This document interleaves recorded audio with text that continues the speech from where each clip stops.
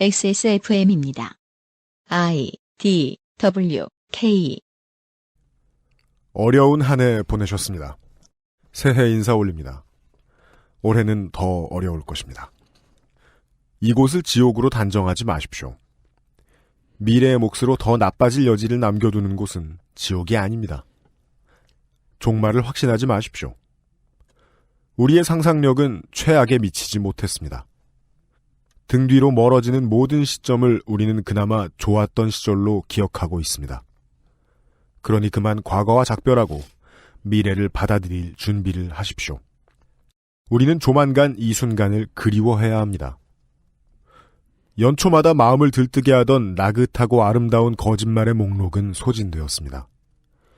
우리의 삶을 진짜로 치유하는 희망의 언어를 들어본 적이 한 번이라도 있었습니까? 천냥빚을 탕감해준다는 말 한마디의 가능성을 아직도 기다리고 있다면 대통령의 신년사에 귀 기울이십시오. 작년의 첫날 대통령은 국민소득 4만 달러 시대의 기반을 다지겠다고 약속했습니다. 그러나 국민소득은 4년 만에 처음으로 감소했고 1인당 부채가 소득을 앞질러 3만 달러를 돌파했습니다.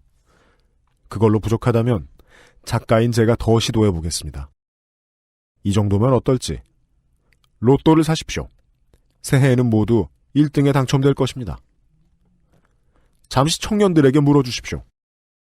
줄줄이 늘어선 초록색 빈병으로 어지럽혀진 대학가의 술집 취객에게, 외로움을 둘 공간조차 없이 비좁은 고시원의 세입자에게, 자정의 어둠을 몇 달째 지켜온 무표정한 아르바이트생에게 이 나라에 무엇을 원하는지 물어주십시오. 그들은 서슴없이 멸망을 입에 담을 것입니다. 감히 멸망을 말하지만 악의조차 감지되지 않는 평온한 목소리에 당신들은 경악해야 합니다. 멸망은 저주나 농담이라기보다는 조국의 독립을 외치던 백범의 소원처럼 간절하게 회자되고 있습니다. 청년들은 더 이상 꿈을 꾸지 않으며 불공평한 생존보다는 공정한 파멸을 바라기 시작했습니다. 우리는 국호를 망각한 백성들처럼 이 나라를 헬조선이라 부릅니다. 어쩌면 멸망이 우리를 덮치도록 두는 대신 우리가 먼저 멸망의 모습을 선택할 때가 도래한 것인지도 모릅니다. 멸망을 고민하는 논쟁에 참여할 자격에는 제한이 없습니다. 한국은 위기가 아니다거나 혼란을 야기하는 세력을 뿌리 뽑아야 한다는 격앙된 반론도 충분히 의미가 있습니다. 이미 20여 년 전 똑같은 문장들이 신문의 표제로서 조국의 미래를 진지하게 점치는 논쟁을 극적으로 풍성하게 만들었습니다. 그리하여 불과 몇 달 뒤 외환 위기가 들이닥쳤을 때 비로소 누가 진짜 애국자인지가 명확해졌습니다. 다만 그때 경험한 것은 멸망이 아니라 추락이었고 해법은 분명했습니다. 금부치를 녹이고 외화를 뒤져내놓고 회생 가망이 없는 회사의 제품과 주식을 구입하는 운동을 청년들은 지지했습니다. 이 나라는 가까스로 살아났습니다. 그런데 지금 그 청년들은 다 어디에 있습니까? 가난과 전쟁과 경제 위기를 이 나라는 극복했습니다. 하지만 지금 맞닥뜨린 갈등은 너무나 낯선 것입니다. 이런 유형의 문제를 어떻게 극복해야 하는지는 누구도 알지 못합니다. 진짜 위기인지 철부지의 투정인지는 중요하지 않은 문제가 되어버렸습니다. 역사는 세대를 건너뛴 채 나아갈 수 없습니다. 한 세대가 통째로 삶을 포기한 불모지에서는 누구도 살 수 없습니다. 멸망이 공공연하게 선언된 땅을 독차지한 외로운 승자가 된다 한들 개선 행진조차 불가능할 것입니다.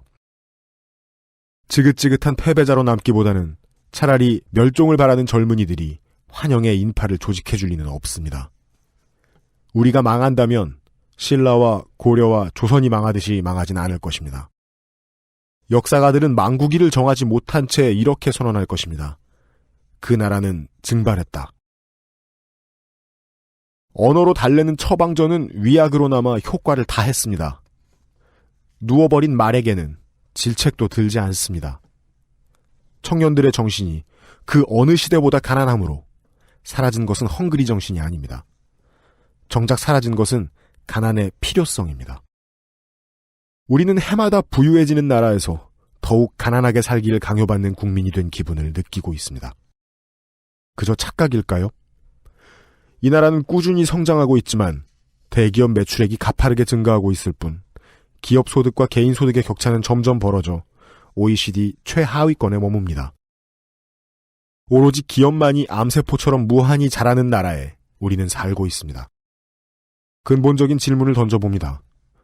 국민소득이 30만 달러를 돌파하고 세계 100대 기업 명단이 모두 대한민국으로 채워진들 우리 각각의 삶이 나아지지 않는다면 어떤 의미가 있습니까? 아무도 살 수 없는 높다란 탑을 쌓아 올린 뒤 먼 발치에서 그 웅장한 풍채를 감상하는 게 이 나라 경제의 목표였습니까? 5년 전 저는 전태일이라는 이름을 가진 전국 청년들의 삶을 취재했습니다. 대학생인 전태일들은 모두 아르바이트로 학비를 마련하는 중이었고 그 가운데 2명은 등록금 부담으로 휴학 중이었습니다. 새해를 앞두고 전국의 전태일들에게 다시 안부를 물었습니다. 전주의 고시생 전태일은 끝내 대학을 자퇴했고 고시에 낙방한 뒤 여태껏 아르바이트를 해왔습니다. 위험한 일이라도 돈이 벌린다던 거제도의 선박공 전태일은 사고로 팔이 부러져 퇴사했고 아직 식당 주인의 꿈을 이루지 못했습니다. 거꾸로 영화감독이 꿈이라는 부산의 극장 직원 전태일이 조선소에 들어갔습니다. 고용주인 인천의 유통업자 전태일은 오히려 자신이 약자라고 항변했었습니다. 그가 운영했던 편의점은 건물주의 손에 넘어갔습니다. 전태일은 모두의 이름인가 봅니다. 착취의 삼투 현상은 사방에서 벌어지고 있습니다. 인천의 전태일처럼 가게와 권리금을 빼앗긴 홍대 인근의 상인들은 세입자 모임을 만들어 건물주와 싸우고 있습니다.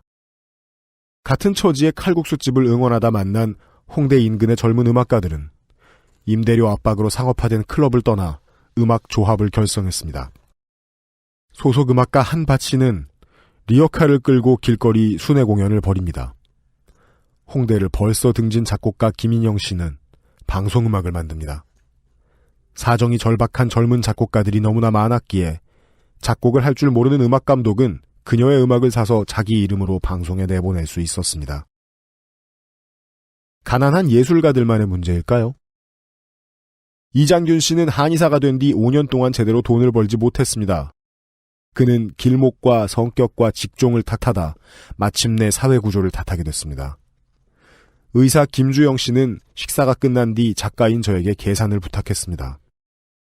학자금 대출 수천만 원이 빚으로 남아있다는 것이었습니다.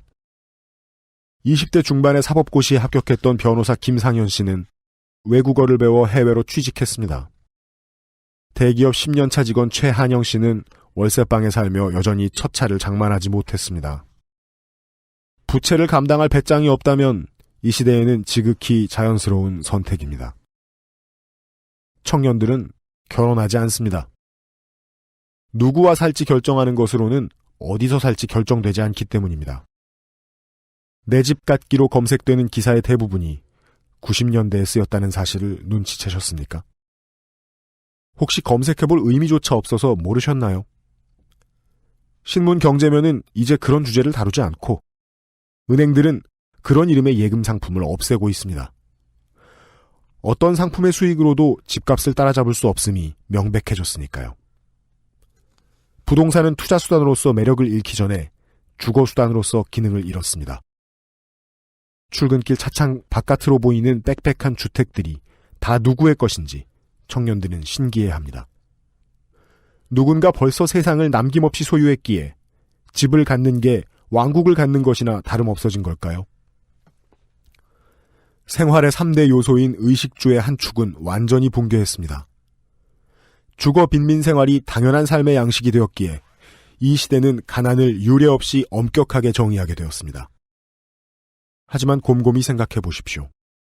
생활을 영위할 집을 갖지 못한다는 것은 결코 당연한 일이 아닙니다. 중산층이라는 단어는 사어처럼 더는 쓰임새가 없습니다. 우리는 지금 공허한 정치구호처럼 오로지 중간 시민으로 이 세계에 존재하고 있습니다. 어쩌면 중간이란 장소가 남아있기 때문이 아니라 중간을 향한 환상을 포기 못해서인지도 모릅니다. 그러니 덧없는 치유의 주술을 그만 거두십시오. 지금 즉시 변화에 동참해 주십시오. 우리는 마음이 아픈 사람들이 아니라 사정이 나쁜 사람들입니다.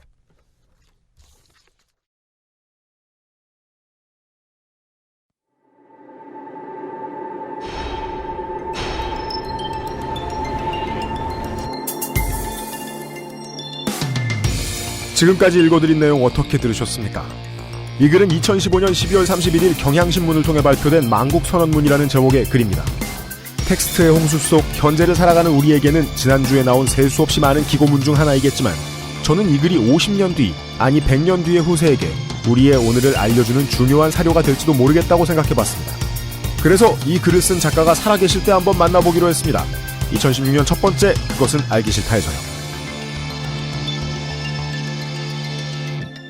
히스테리 사건 파일.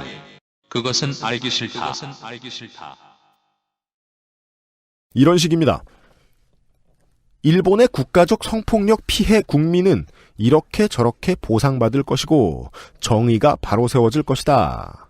잘했다고 보십니까? 예, 아니요. 같은 여론조사를 해서 발표를 하고 분열한 새 보수 야당은 지역을 진정으로 대표하며 혁신을 오롯이 담고 있습니다. 대선 주자 중에는 누구를 지지하십니까? 같은 질문을 한 뒤에 여론조사를 해서 발표를 하고 여당이 웃고 콜트콜텍 기타가 웃고 몽고간장 회장이 웃고 그래도 보수층의 표심이 흔들리고 젊은 사람들의 정치에 대한 관심이 높아지는 것 같으면 오늘처럼 조선중앙TV의 뉴스를 무단전제하고 여느 때 같은 새해입니다. 제가 어릴 때부터 지금까지 답을 얻지 못한 불만이 있습니다. 원래 할 일을 엉성하게 하거나 자기 욕심만 채우는 사람들은 왜 뒷수습을 할 때 이렇게나 유능하고 번뜩이고 부지런한가? 저런 유닛들은 꼭 저런 스킬을 타고나는 것인지 그 질문에 대한 답을 알 때까지 이 방송을 계속하지 싶습니다. 1년 동안 안녕하셨습니까? 2016년의 첫 번째 히스테리 사건 파일 그것은 알기 싫답니다. 제작하는 XSFM의 책임 프로듀서 UMC 인사드립니다. 새해 복. 160회 방송을 들으시고 청취자 여러분들의 다양한 반응이 있었습니다만 미래지향적인 반응들만 소개를 해드리면 각 지역별 환타의 방송 내용은 뭐 충실하다. 각 지역별 환타는 셀카가 극혐이다. 웃어도 극혐, 주로 이제 혐오다. 예. 그리고 UMC는 허전해 보인다. 체력이 달려 보인다. 허전하진 않은데요. 체력은 달립니다. 네. 그래서 1월 한 달 동안 혹은 그보다 좀 길 수도 있습니다. 새로운 인력이 충원될 때까지 새로운 상임 직원이 한 명 들어올 때까지 게스트 호스트를 운영할 거예요. 임시수석이죠. 근데 섭외가 안 됐어요. 그랬을 때 XSFM이 동원할 수 있는 가장 훌륭한 잇몸 2016년 첫 번째 그것은 알기 싫다의 임시수석은 올해부터 영전하신 이현화 공보수석이에요. 안녕하세요. 이현화 기술행정관입니다. 승진했다니까. 늘 저 자리에 앉아있었는데 마이크만 켰어요. 공보수석과 기술행정관은 무슨 차이가 있나요? 사장으로서 이런 얘기를 할 수 있죠. 네. 급여가 올랐어요. 랩업의 상징이죠? 네. 너무 긴장하지 마세요. 최소한만 시킬 테니까요. 그래서 꼭 이걸 해주세요. 이제 읽으면 되나요? 네. 네. 그것은 알기 싫다는 에브리온 TV, 바른 선택, 빠른 선택, 1599 대리운전, 나의 마지막 시도 퍼펙트 25 전화영어, 캐나다에서 온 자연세제 빅그린 맘메이드, 프리미엄 세이프푸드 아임닭, 면역 과민 반응 개선 건강기능식품 알렉스에서 도와주고 있습니다. 네. 종이가 자동으로 덜덜덜 떨리고 있어요. XSFM입니다. 내 인생의 6개월이 그냥 날아가 버렸어. 한국인 가게에서 일했지. 퇴근하면 집에 그냥 있었지. 친구도 못 만들고. 워킹 홀리데이 진짜 별로야. Excuse me. Why don't you call Perfect 25? 뭐? Perfect 25. 그래서 뭔데 그게? Perfect 25 English phone call service. 이거 말하는 거야? perfect25.com? Oh, you got it right. 아이에겐 자극 없이 포근한 담요, 남편에겐 얼룩 없이 깔끔한 셔츠, 아내에겐 은은한 향의 블라우스. 독한 세제 없이도 가능할까요? 합성향료 없는 빅그린 맘메이드 세탁세제. 캐나다 청정지역에서 재배된 순식물성 천연 원료만으로. Big Green 맘메이드 세제. 사람들은 면역 과민 반응을 잘 알지 못합니다. 그러나 우리가 말할 수 있는 것은 단 한 가지. 알렉스는 면역 과민 반응 개선에 도움을 줄 수 있는 건강 기능 식품입니다. 혹시 광고를 듣고 계시는 본인이 면역 과민 반응이라고 생각하신다면 알렉스가 당신에게 도움이 되어드릴 수 있다는 말이죠. 비싸서 안 사시겠다고요? 그럼 당신이 지금까지 그것 때문에 쓴 비용이 얼마인지 계산해보세요.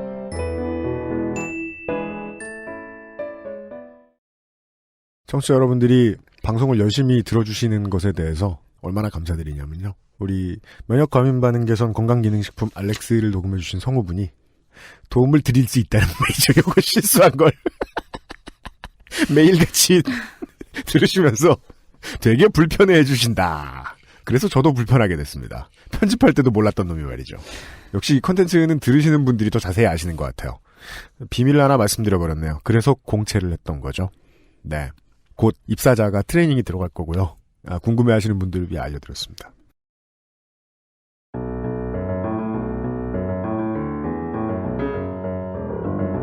시사 해설 그렇게는 알기 싫다. 앞에서 제가 읽어드렸던 글은 당연합니다만 제가 쓴 글이 아닙니다.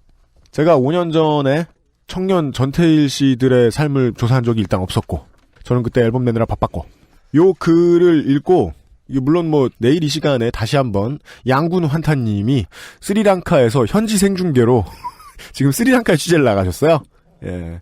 콜럼보 환타님으로 돌변해가지고 내일 다시 나와 주실 텐데요. 그 전에 2016년의 첫 번째 에피소드를 벽두의 실온으로 좀 꾸며볼까 합니다. 네. 뭐랄까요.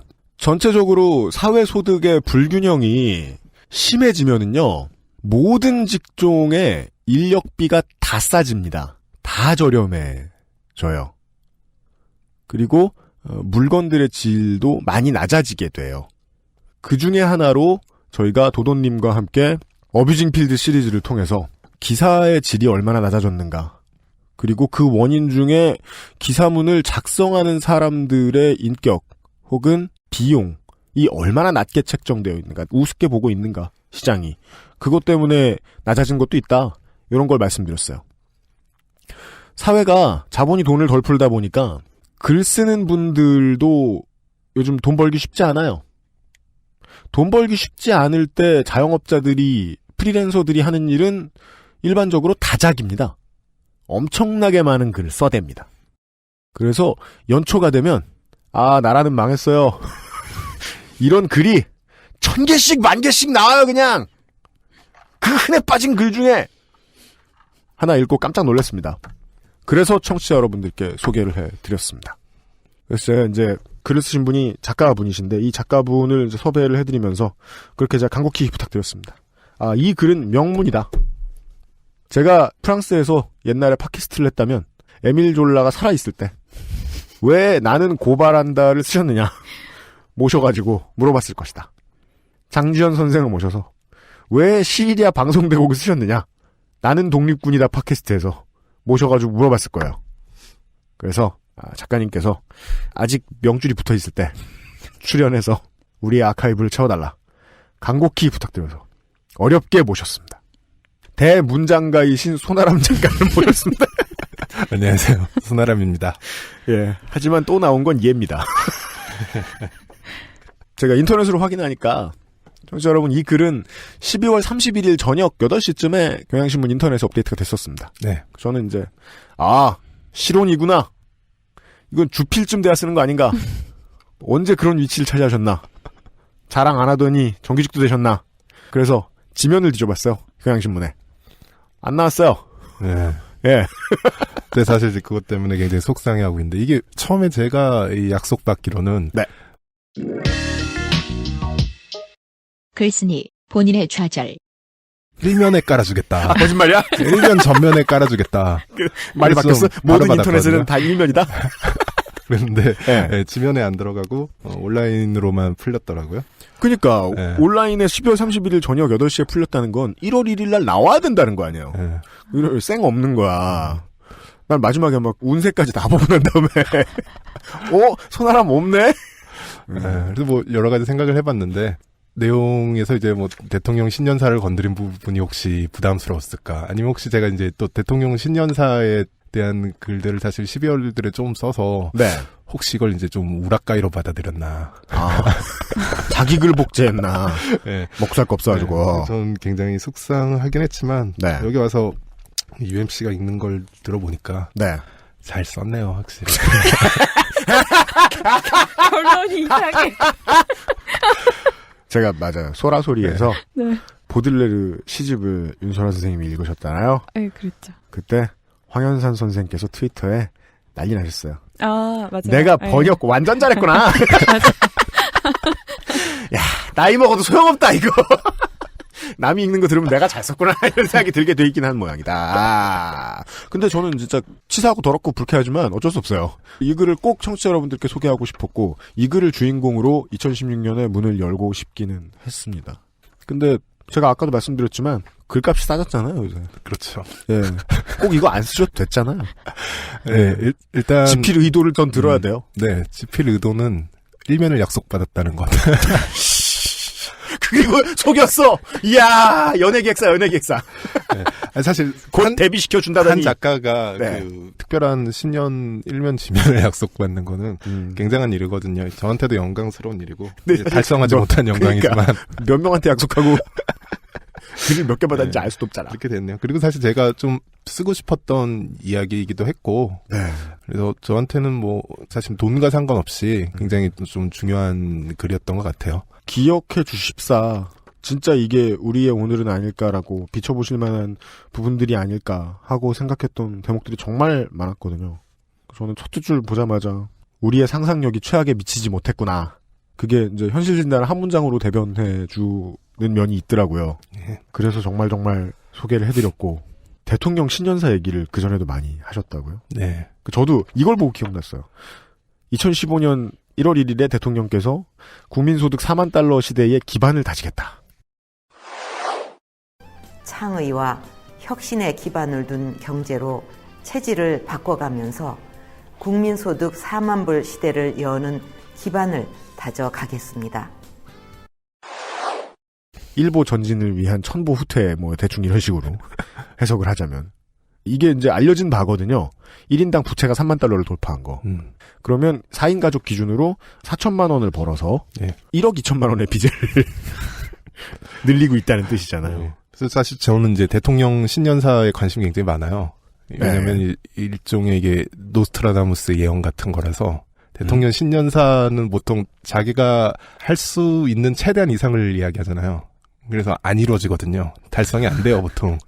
네. 맥시멈 바로 위의 레벨을 네. 이야기한다는 거예요. 할 수 있는 것 정도를 이야기를 하면은 사실 이 신년사가 뭐 밋밋해질 수밖에 없잖아요. 그래서 이 부분 2014년에는 이제 국민소득에 대한 걸 이야기했고, 2015년에 그렇게 했고, 네. 2014년에 국민의 안위를 최우선으로 하겠다라고 하더니 세월호가 네, 세월호 사건이 터졌죠. 2013년에는 이념 갈등을 뭐 봉합하고 좌우를 뭐 어쩌고저쩌고 뭐 이런 이야기를 하더니 블라블라. 예. 바로 통진당을 해산하고 예. 통진당도 있었고 그 당시에 국정원 선거 개입 사태 때문에 뭐 광장에서 이제 좌우로 난리가 났죠. 딱 갈려가지고. 그렇죠. 예. 그래서 그런 신년사에 관심이 좀 많고. 노스트라다무스라고 표현을 해주셨는데 네. 펠레다. 예, 그렇죠. 펠레. 네. 네. 펠레 저주 같은. 그러네요. 그래서 어떻게 보면 이 신년사는 저에게 이제 주어진 지면의 기회를 이용해서 대통령 신년사를 패러디한 거라고도 볼 수 있죠. 올해는 제가 찾아봤는데 신년사를 원래 12월 31일에 항상 발표해 왔거든요. 역대 모든 대통령들이. 근데 올해는 그렇게 하지 않았더라고요. 그래요? 네. 그리고 신년 인사회를 그러니까 만나는 자리 이렇게 장관급 초청해서 그런 자리를 따로 가졌다. 뭐 티타임 갖고 뭐 블라블라하고 네, 그렇죠. 존경하는 여러분 2016년 희망찬 새해가 밝았습니다. 창조적 열정과 지혜를 함께 모아 희망과 활력. 아, 이거구나, 이게! 이 넘치는 한 해가 되기를 기원합니다. 아, 희망과 활력이 이거 여기서 나왔구나. 아, 되게 고마운데요? 별 내용이 없나 봐요, 이거는. 다행히. 그러니까 뭐 예를 들어 뭐 희망과 활력마저 없애겠다. 그럼 별로 뭐 이렇게 우울할 건 아니잖아요. 지금 없으니까. 아, 이게 뭘 하긴 했. 아, 4대 개혁을 강조했다. 30년 성장의 든든한 기반을 30년 30년 대통령이 6명이 갈리는데 30년을 내가 아이고 경제혁신 3개년 계획을 잘 마무리하겠다. 이런 생각도 가지고 있었군요. 그동안 경제혁신을 한 거였어요. 알겠습니다. 몇 가지 제가 기억해 주십사 하는 문장들을 다시 한번 좀 말씀드리고 하긴 할 텐데, 그 다음에는 예를 들어 이 문장이 비슷한 현실 분석. 불공평한 생존보다는 공정한 파멸을 바라기 시작했다. 이 구절을 읽자마자 종종 들어가는 일배자계를 네. 딱 거기에는 잘된 사람도 있고 안 된 사람도 있고 신나게 사는 사람도 있고 우울하게 사는 사람도 있지만 그들 모두가 바라는 건 파멸의 공평한 분배거든요. 그들이 화내는 건 저기 응당 받아야 되는데 받지 못한 소수가 있다가 아니죠. 다수가 고생하고 있을 때 모두가 고생해야 된다. 다 끌어내리자잖아요. 네. 그러니까 어떻게 보면은 멸망론이라는 게 지금 이 암울한 시대인식이 보편성이 있다는 전 의미로도 받아들여져요. 사실 헬조선이라던가 멸망론 자체가 전파 경로를 보면은 중간에 일배를 거쳤다고 하거든요. 맞습니다. 네. 그런데 일반적으로 굉장히 가치 중립적인 단어들이 일배를 거쳤을 때 오히려 이렇게 좀 굴절되고 필터링되고 확산성이 약해지는 경향이 있어요. 네. 정치성이 부여가 돼버리면은. 근데 유독 이 헬조선 멸망 이런 거는 좌우를 가리지 않고 쓰였고, 그리고 실제로 저번에 이제 헬조선 담론이 한참일 때 경향신문에서 이제 시도한 조사가 있는데 이제 음이망 분석이라 그래서 헬조선이라는 단어랑 쫓아다니는 인터넷에 헬조선이 쓰였을 때 가장 자주 쫓아다니는 단어의 빈도들을 조사를 해봤어요. 네. 데이터 분석을 해봤는데 실제로 미세한 디테일의 차이는 있지만 1배. 그리고 트위터에서 굉장히 진보적인 성향의 이제 트위터리안들이 쓰는 단어들에서 크게 어휘에서 차이가 아주 크게 나지 않았다는 거죠. 뭐 청년 고용 문제, 뭐 취직이라든지, 뭐 채용부터 해가지고 그 이민이라던가. 그러니까 이 부분은 정치적으로 이제 좌우에 상관없이 지금 뭔가 대한민국이 어떤 지점에 굉장히 막다른 길에 와 있는 느낌은 심지어 일베에서도 그리고 일베가 아닌 그 반대편에서도 느끼고 있다는 저는 그런 뜻 정도로 생각이 들어요. 네. 저도 잘 별이어진 문장 하나가 되게 여러 가지를 깨닫게 해주는데 저도 그런 측면이 있었던 것 같아요. 아까도 말씀드렸지만 절망의 공평한 재분배가 슬슬슬 이루어지고 있는데 그것에 대한 해법으로 이제 트위터에 모인 잉여들이 결국은 부를 다시 재분배하는 쪽으로 바꿔나가야 하지 않겠냐. 그리고 일베의 해법은 됐으면 나도 잘 빨아서 너만 살아. 그러면은 쉽더라고요. 국가 전체를 30대 초중반쯤 나이 먹은 친구들의 모임으로 볼 수 있게 되더라고요. 그러니까 누구는 신나게 빨아가지고 요즘 이제 고도 성장하느라 정신없고 가끔 나오는 은수저 있고 이렇게 부끄러운 모습을 하고 지들끼리 놀다 말고 이제 동창 모임에 나오는. 그리고 나머지들은 좋은 의미에서의 변혁을 꿈꾸기도 하고 좋은 의미에서의 평등을 꿈꾸기도 하고 대부분은 그냥 어제 본 1박 2일 이야기하고 현실을 받아들이는 그 상황이 좀 한 번에 잘 이해됐다고 해야 될까요? 저는 이 글을 이제 착상을 하면서 불평등이란 무엇인가에 대한 이야기는 굉장히 많이 나왔어요. 그런데 이제 청년 세대 특히 불평등을 우리가 어떻게 체감하고 있는가를 일단 쓰고 싶었고 그리고 이제 지면의 한계상 충분히 담아내진 못했지만은 사실 궁극적으로 하고 싶었던 건 왜 우리가 이 모습까지 왔는가, 무엇을 거쳐서 이 모습이 있을 수밖에 없었는가에 대한 이제 이야기를 좀 하고 싶었고, 그리고 오늘은 그 이야기를 좀 했으면 좋겠습니다. 불평등이 왜 여기까지 왔는가? 그렇죠. 왜 불평등한 모습에까지 우리가 왔는가? 그게 이제 제 의문의 시작이었고, 이제 여기 전태일 이야기가 나오잖아요. 근데 제가 맞습니다. 2010년에 전태일 40주기에 이거는 사회각 출판사들 연합해서 하는 이제 단행본을 준비하면서 했던 일종의 르포르타주인데요. 아, 이거는 이제 손아람 작가의 아이템이었어요, 그 중에? 네, 그 중에 제 아이템이었죠. 아. 희망이 있었던 청년. 5년 전에 이제 전태일이라는 이름을 동명을 가진 예. 이제 청년 세대 그 이름을 가진 분들의 지금의 삶을 취재를 하시고 네. 처음에 제가 의뢰받은 건 사실 전태일이 다시 태어났다면 뭐 하고 살지를 소설로 써보라는 청탁을 받았는데 아니 그거는 좀 별론 것 같다. 나였으면 유치한데요? 네. 이랬겠지. 네. 그런 이야기 하더라고요. 뭐 전태일이 예를 들어 뭐 당구장에 갔으면 무엇을 할 것이며 뭐 그거보다는 차라리 이제 제 생각엔 그 기획 의도를 살려서 전태일이라는 이름을 가진 현재 살아있는 사람들이 어떻게 살고 있는지를 그러면 한번 옛날 전태일, 죽은 전태일과 비교해보자라는 식으로 시작해서 한 기획이고 그때도 저도 조사하면서 굉장히 많이 놀랐어요. 저도 이제 청년 세대지만, 이제 저보다는 한 대여섯 살 정도 어린 이제 후배들인데, 그것만에 너무 차이가 나는 거예요. 어떤 맞습니다. 현실이, 노동 현실이라든지. 네. 그래서 그때도 굉장히 놀랐지만, 5년이 지난 뒤에 이 글을 준비하면서 다시 연락을 했을 때, 그때도 놀랐는데 그들 삶이 그래서 더 나아졌느냐 하면은, 그때가 오히려 그나마 낙원 같았다는 거죠. 그나마 희망이 있고. 그게 이제 2010년이었나요? 그렇죠. 2010년에 저를 놀라게 한 현실이 지금 와서 돌아보면은 그나마 살만했다. 2010년에 전태일 씨들께서는 전원이 아르바이트로 학비 마련을 하셨고 그 중에 두 분은 등록금 때문에 휴학을 하셨고. 네. 근데 그때가 더 나았다고 생각하신다 그분들이. 지금 5년 뒤에 다시 만나셨더니. 그건 제가 느끼는 거지. 그분들이 제가 그때도 이제 그런 표현을 썼는데 아르바이트로 24시간을 쓰면서도 네. 너무 희망이 있었어요. 큰 희망이 있었고 미래에 대한 희망이 있었는데 2010년에 네. 그 희망이라는 게 제 느낌에는 굉장히 현실에 바탕한 게 아니라 내가 영원히 이렇게 살지는 않을 것이다.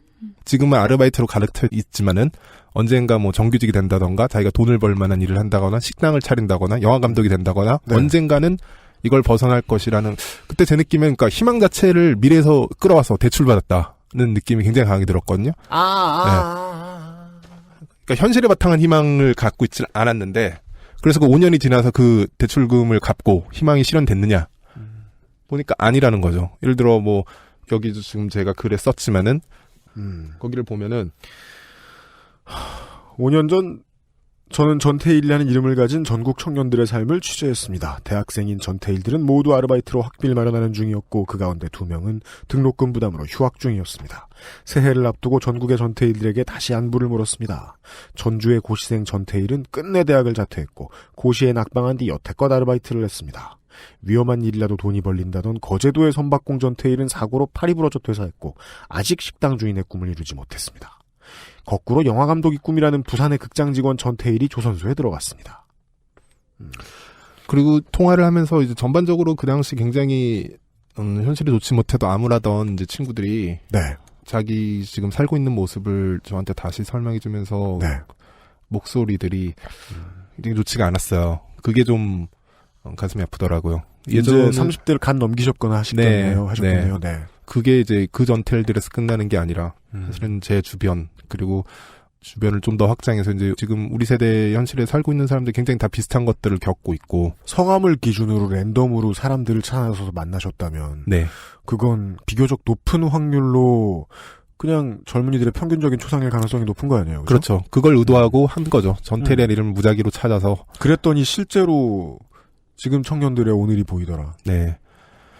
그게 미래를 대출받아왔다는 말씀을 하시는 순간 그 생각이 들었어요. 저도 네. 그렇구나. 손아람이랑 나랑 어릴 때하고 똑같구나. 그때는 랩에서 성공할 줄 알았어요. 그렇죠. 우리가 그런 얘기 굉장히 많이 했잖아요. 99년에 앉아가지고 이현아 공부 수업 알고 있었. 내가 형 많이 봤죠. 얘. 네, 많이 보셨어요. 랩 개 못한다고. 네. 신발도 용보고. 신발. 랩. 그때 조던 안 신었다고. 그래도 얘는 좀 신었어요. 집에서 용돈 좀 줘가지고. 변절했다고. 에어포스 정도는 신었죠. 포스쯤 신었지. 1999년에 손아람 작가가 랩할 때 팀 멤버들이 네. 마련했던 방배동에 월세방이 있었어요. 소설에서 봤어요. 아, 그래요? 네. 그러셨습니까? 아, 예. 소성한 작가의 작품에도 네. 나오는 네네. 내용이죠. 맞아요. 공용 화장실이 있고, 공용 화장실은 일어선 채로는 이제 볼일을 못 들어갈 수 보는, 없는, 네. 예, 엄청나게 좁은, 내려가는 계단 밑에 있는, 귀뚜라미인 줄 알았는데 곱등이들이 이렇게 막 있는, 곱등이들의 아파트인 공용 화장실이 있고, 보증금 200에 월세 20만 원이었던 걸로 기억해요, 저는. 그 정도 됐죠. 네. 방 하나가 있었고. 그 방이 그런데 이제 한 평 네. 반 그랬어요. 예. 지하 주차장을 개조해서 개조해가지고 맞아요. 바닥에 이렇게 주차장 선이 그어져 있는. 맞아요. 예, 부엌 쪽에 예. 한 50cm, 100cm 정도의 부엌이 하나 있었거든요. 거기에서 3명, 4명이 앉아서 오줌을 쌌죠, 부엌에. 그 얘기하면 맞아요. 왜냐면 청취자 여러분이 모르실까봐. 한 명이 시작하니까 그 뒤로 다. 네. 공용 화장실에 가는 게 너무 무서웠거든요. 춥고 곱등이도 많고 그래서 그냥 부엌에다가 볼일을 보기 시작했다. 맞아요. 저는 거기에서 이제 복잡한 볼일이 있을 것 같으면 나가 PC방 나오고 그랬었어요. 그때 모여서 작업은 별로 안 했지만 김국진 씨가 주연으로 나오시는 드라마가 있었어요. 그걸 다시 보기를 엄청나게 하면서 앉아가지고 우리가 무슨 작업을 하면 이런 반응을 얻을 것이다라는 서로 그런 대화도 안 해요. 희망찬 대화도 안 해요. 그렇지만 눈빛을 보고 알아요. 서로 희망에 가득 차 있었다는 걸. 그렇죠. 우리는 그때 정말 그 환경 자체는 물리적으로 정말 절대적으로 절망적인 환경인데 아무도 그것을 우리의 영원한 현실로 생각하지 않았고 투팍이 될 줄 알았지. 예. 이런 식으로 말해요 지금은. 예. 제가 기억나는 게 그러고 보니까 그 집을 빼고 나올 때 네. 제가 벽에다가 낙서를 남겨놓고 나왔어요. 뭐라고요? 우리는 이곳을 나갑니다. 당신도 이곳을 나갈 것입니다. 라고 써놓고 나왔던 기억이 나요. 예. 그건 쇼생크 탈출에 나오는 브룩스 워즈 히어. 그거 아니에요.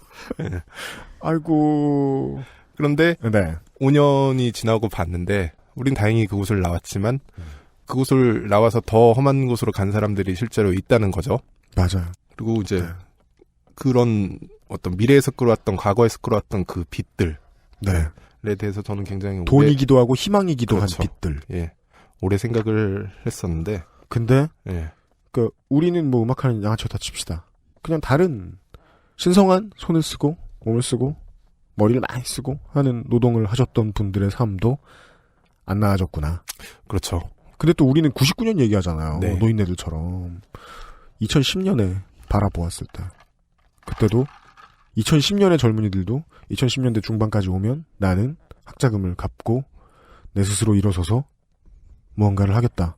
네. 라고 생각했던 그 전태일 씨들. 네. 아니지. 글에 나오는 바에 의하면 그냥 모든 젊은이들을 다시 만나봤더니 목소리도 어두워졌고. 그렇죠. 그리고 이제 현 시점의 젊은이들은 이미 개선에 대한 희망이 정말 약해졌다는 거죠. 그게 이제 결국은 헬조선이라든지 이 나라가 멸망할 것이라든지 탈출하다든지 이런 종류의 이제 표현 그게 뭐 감정이 들어가 있지도 않아요. 그냥 당연하다. 예, 습관처럼 나오는 또 놀랐던 것 중에 하나가 이번에 경향신문이 청년 특집으로 준비하면서 이제 설문조사를 했었는데 저도 그 설문조사를 받았거든요. 근데 네. 그 설문조사에 이런 문항이 있었어요. 이번 생은 망했다라는 표현을 얼마나 자주 쓰냐고.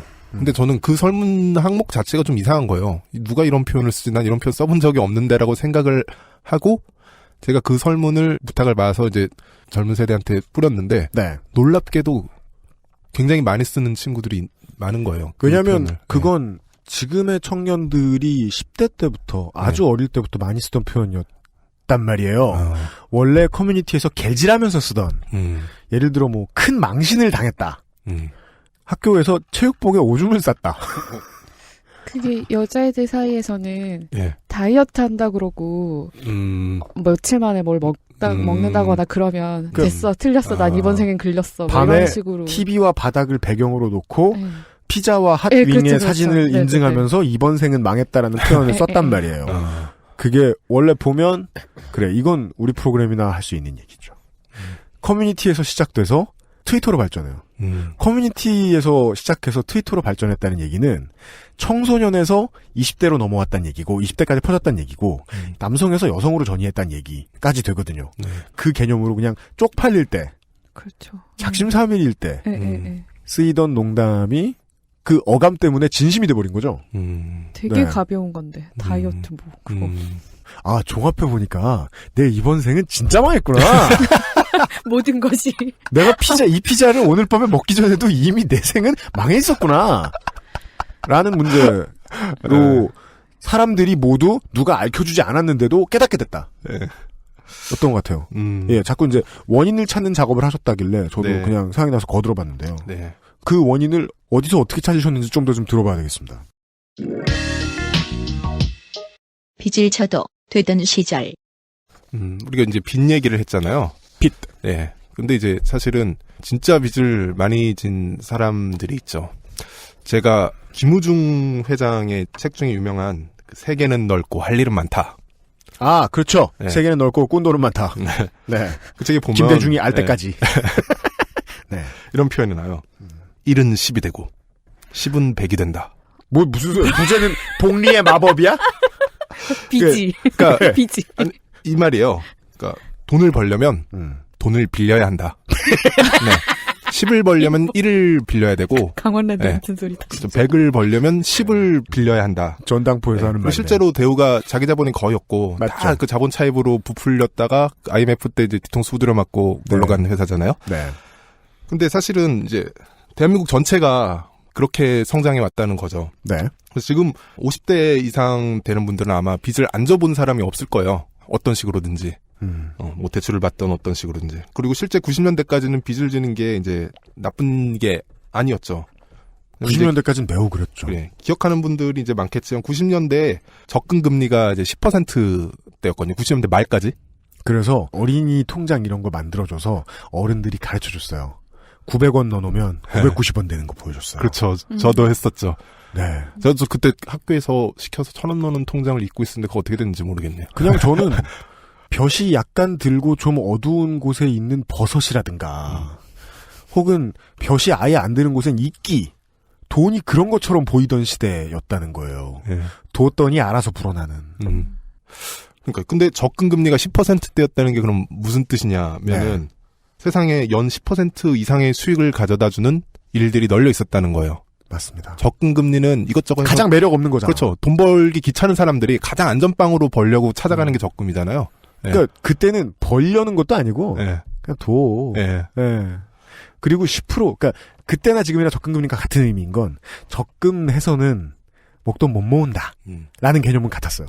그렇죠. 근데 그때는 실제로 모으는 게 있었고. 예. 그래도 10%. 왜냐면은 다른 사람들은 다른 걸로 10% 이상을 버니까. 그렇죠. 적금으로 해서는 그리고 뭐 연 물가 인상률 뭐 7% 정도 되는 시대에서 10%로 만족하지 못했던 거죠. 집값 워낙 빨리 뛰고. 예. 가장 보수적인 금리였는데 근데 실제로 현재 적금 금리는 한 3% 정도. 라고 하고 10%대 수익 상품은 금융 약관상으로 고위험 상품군으로 분류가 되거든요. 그렇죠. 그때 그 가장 보수적인 적금 금리가. 그래서 이제 뭐 파생 상품 중에 가장 이제 안전하다는 그나마 안전하다는 뭐 ELS 같은 거. CMA. CMA랑은 좀 다른데. 네네네. 그런 이제 주가별로 이렇게 조금 이게 안전망을 설치한 상품들이 10% 정도 수익을 주는데 제가 사실 몇 년 동안 그걸 좀 해봤어요. 근데요? 그런데 뭐 돈을 딴 게 없죠. 돈을 이제 수익을 얻은 게 없어요. 까먹기 십상이에요. 근데 그 말은 10%대 수익을 주는 분야가 거의 없다는 거예요. 예. 그거는 이제 간접적으로 제가 들어간 상품을 가지고 모인 돈을 가지고 은행이라든지 금융 쪽에서 투자를 해서 수익을 벌면은 저한테 주는 건데 고위험 투자를 해도 오르지 않더라. 예. 그러니까 10%대 수익을 얻을 수 있는 분야가 거의 없다는 것. 어린이 통장을 내도 10%를 받던 사회에서. 네. 그런데 90년대까지는 그런 종류의 10%가 보수적인 금리로도 가능했던 이유는 계속 성장했기 때문이죠. 그리고 저희는 투자의 얘기를 하기 위해서 투자의 말씀을 드리는 게 아니라 가장 쉬운 방법 보다도 더 돈을 많이 버는 방법이 그때는 종종 노동이었다. 예. 낮지 않은 비율로 노동이었다.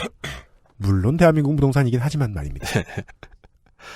그럼에도 불구하고 당시에는 월급을 모아서 집도 샀다. 그렇죠.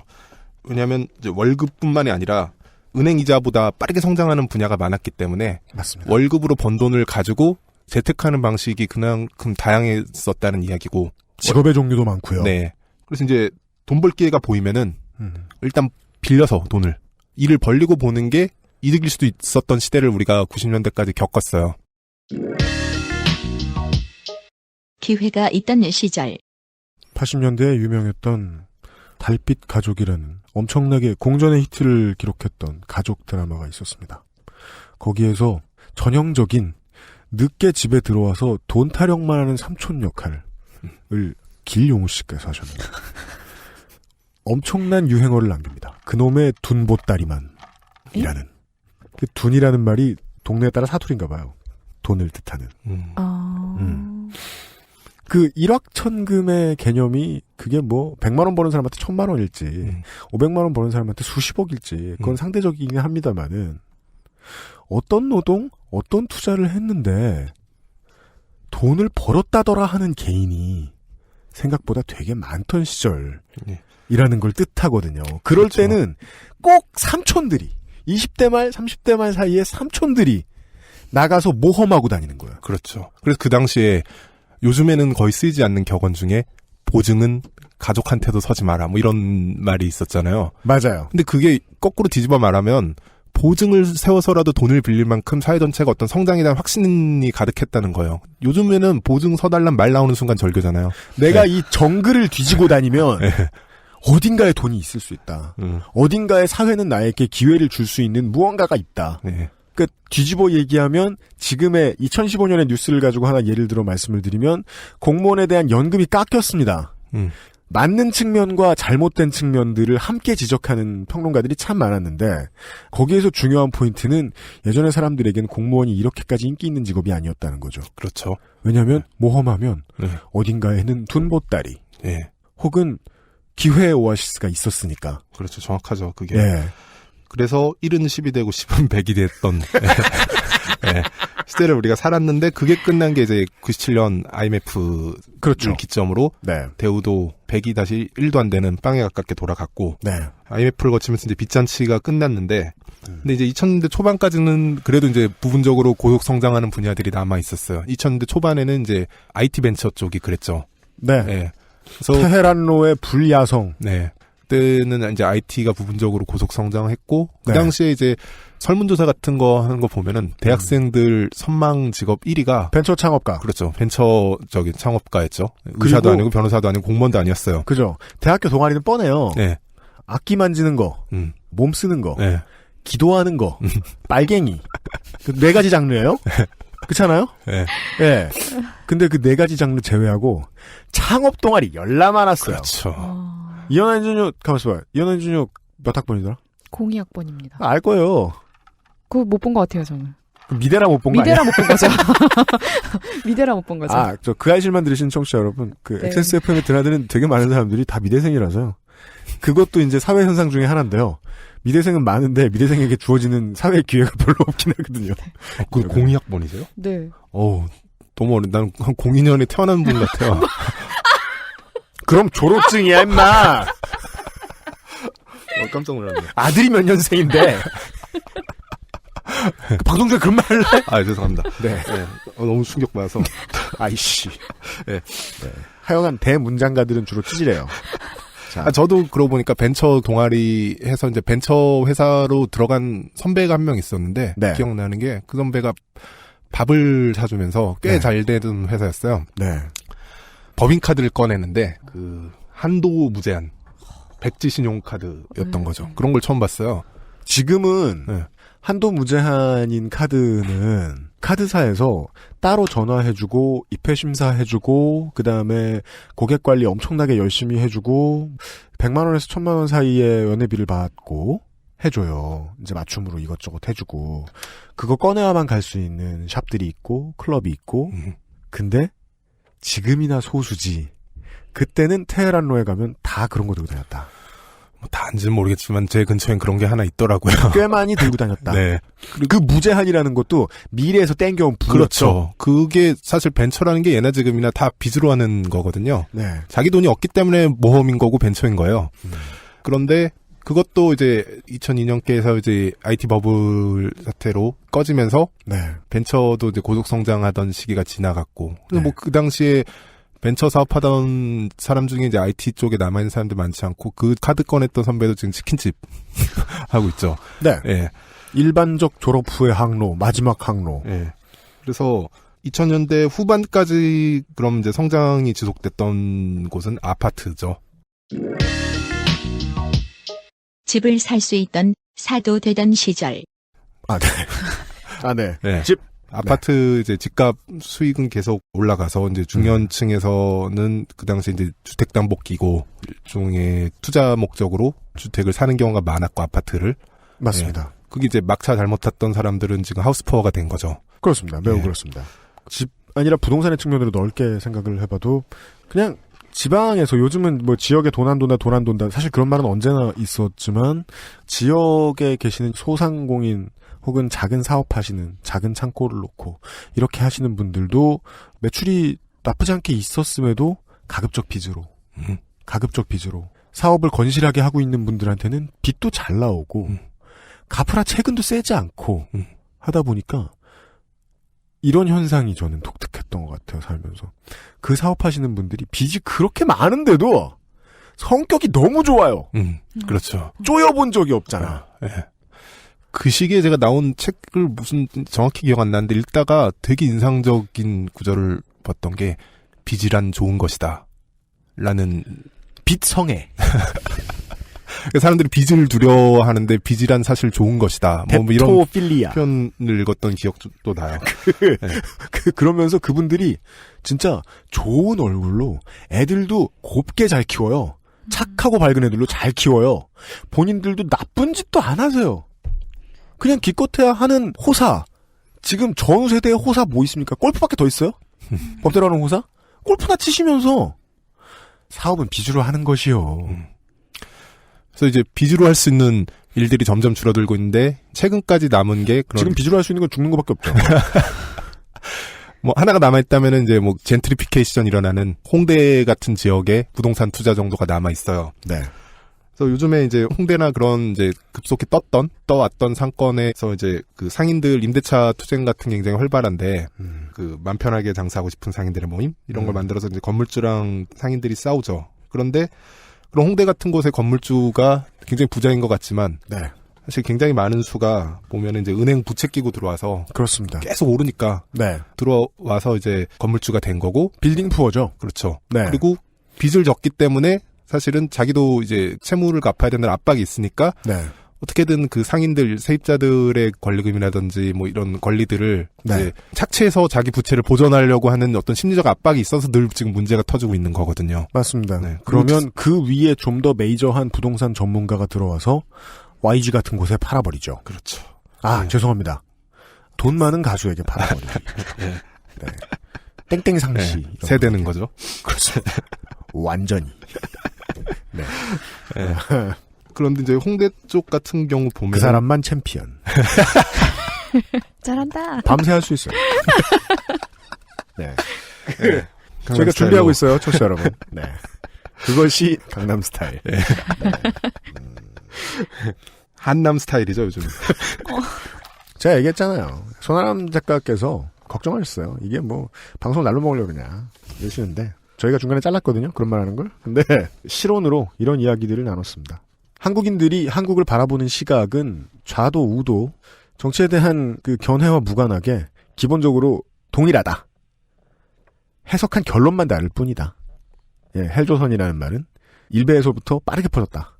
그러니까 일베를 통해 빠르게 퍼졌다. 사람들의 해석이 비슷하다. 그리고 그 사람들은 이름이 전태일 혹은 지금 듣고 계신 너님의 이름을 가지고 비슷비슷하게들 살고 있다. 그들의 오늘, 즉 우리들의 오늘. 그리고 빚이 어떻게 변해왔는가. 빚이 있어도 웃을 수 있던 시절. 당장 내가 성장을 못했어도 성장이 약속되어 있지는 않을까 하고 버블이 진짜 성장이던 시절. 버블이 아니라. 그리고 땅의 가치도 우리에게 희망일 수 있었던 시절. 그것이 이동한 과정. 그런 이야기들을 나누어 보았습니다. 짧은 시간에 수십 년을 얘기하려니 훅훅 지나갔네요. 광고를 듣고 돌아와서 나머지 이야기들 좀 나눠보겠습니다. XSFM입니다. 자체 교사 자격시험을 통과한 선생님들만 수업을 진행하고 적은 학생 수를 유지해 수업의 질이 떨어지지 않는 전화영어 Perfect 25.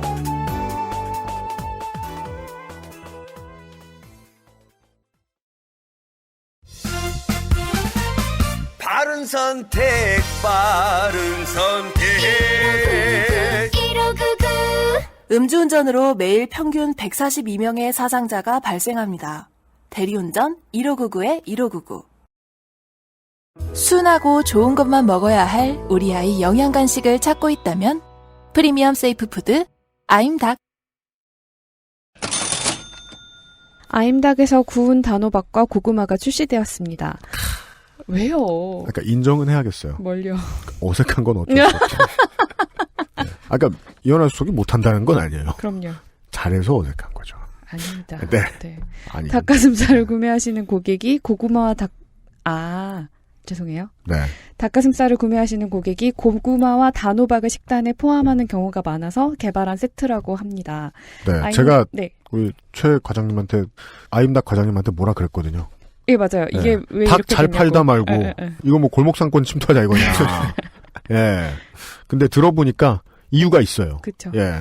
아임닭 상품 개발자가 전국을 돌며 지역에서 파는 고구마와 호박을 먹어가며 골랐다고 합니다.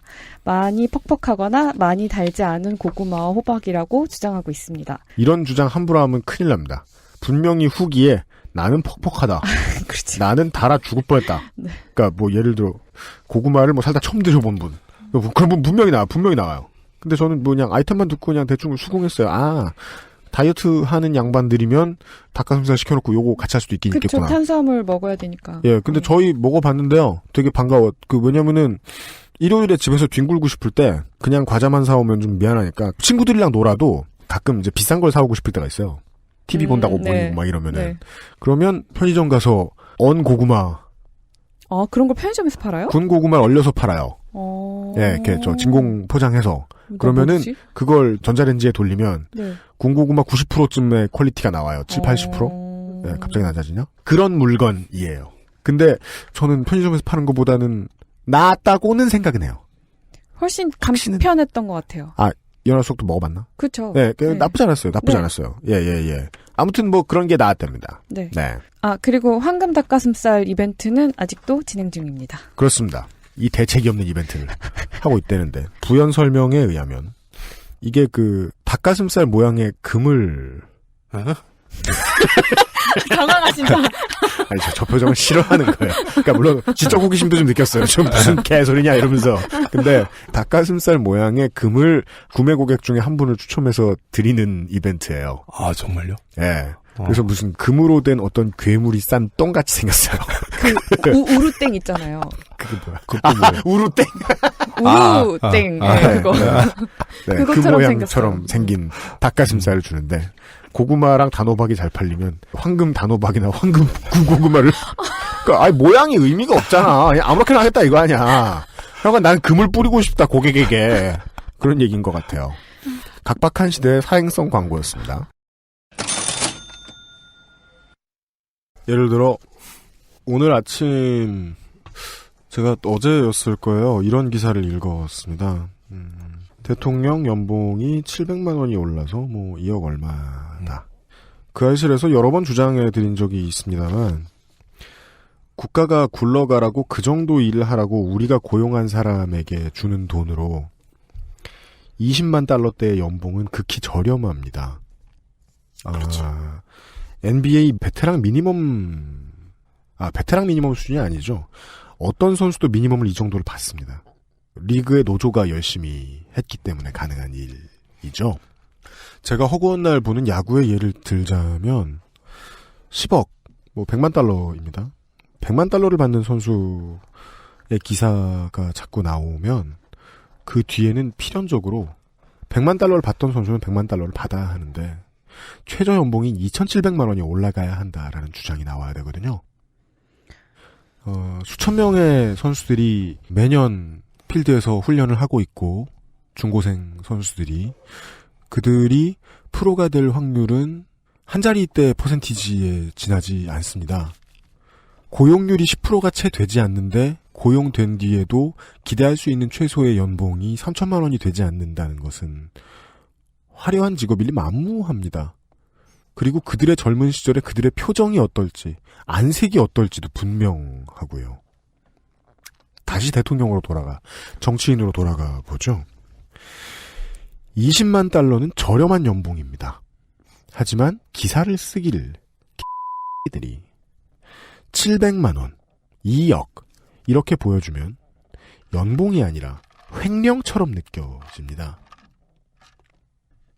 그것은 우파를 대변하는, 보수를 대변하는, 군부 독재를 대변하는 박근혜라는 정치인에게 굴레를 더 씌우고자 쓴 글이 아니에요. 영원히 정치를 혐오하라고 쓴 글이에요.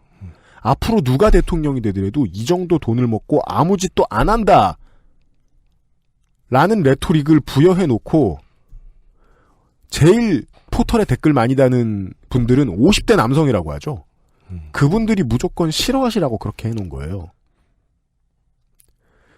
50대 남성은 싫어하면 1번을 찍습니다. 20대 청년은 싫어하면 아무도 찍지 않습니다.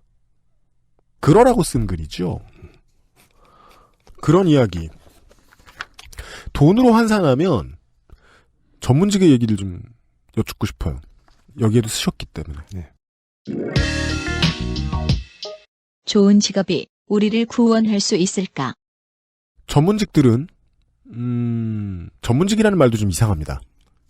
긴 전문 교육이 필요한 직종에 종사하는 사람들.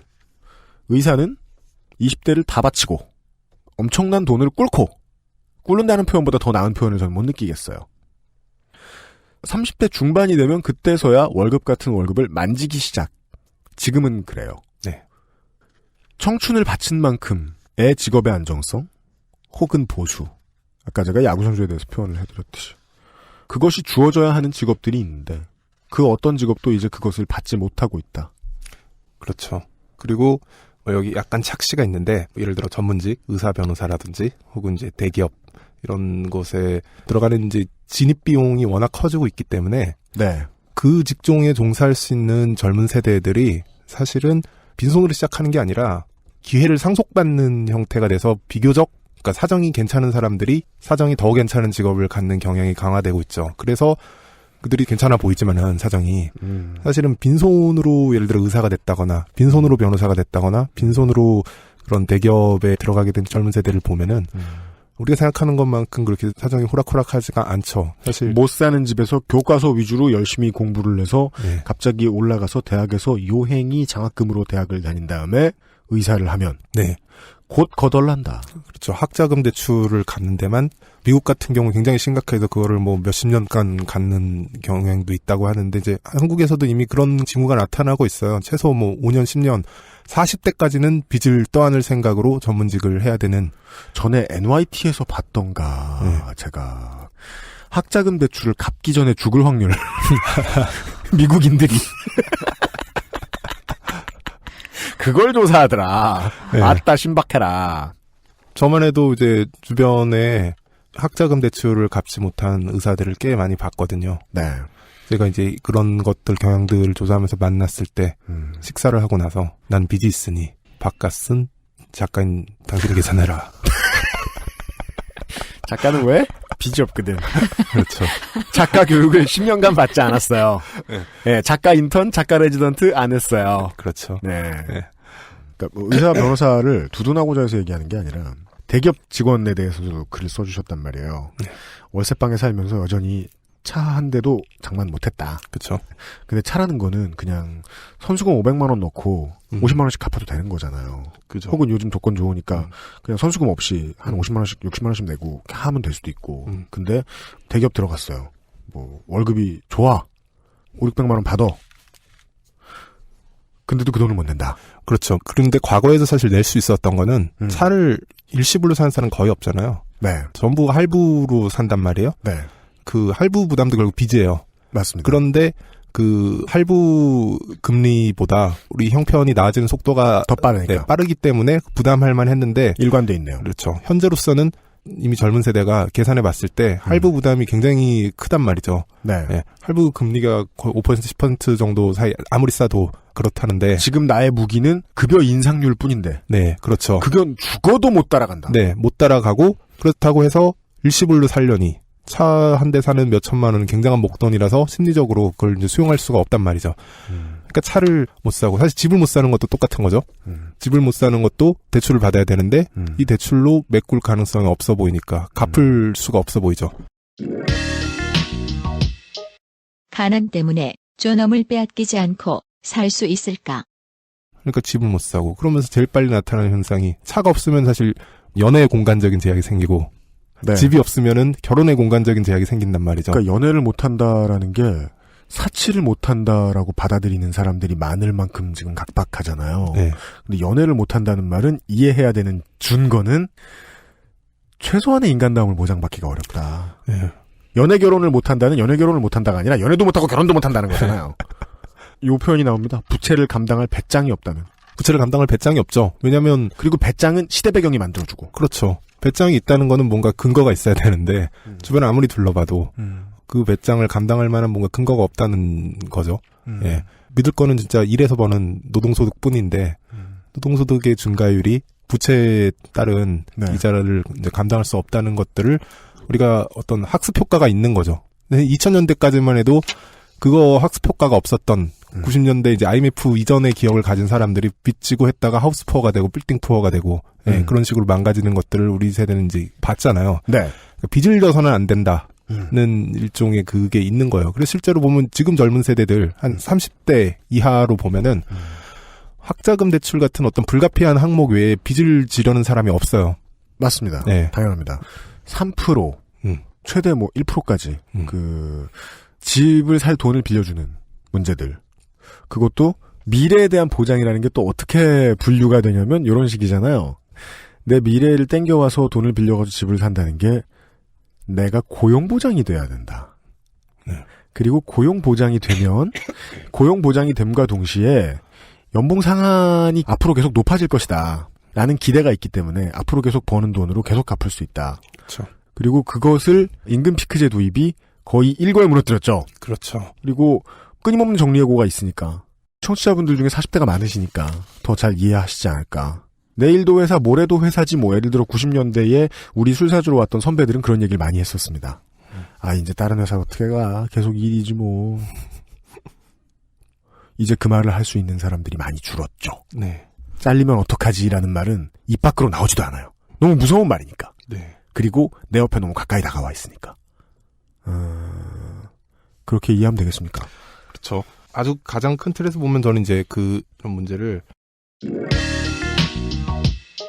일해서 번 돈이 돈으로 번 돈을 따라잡을 수 있을까?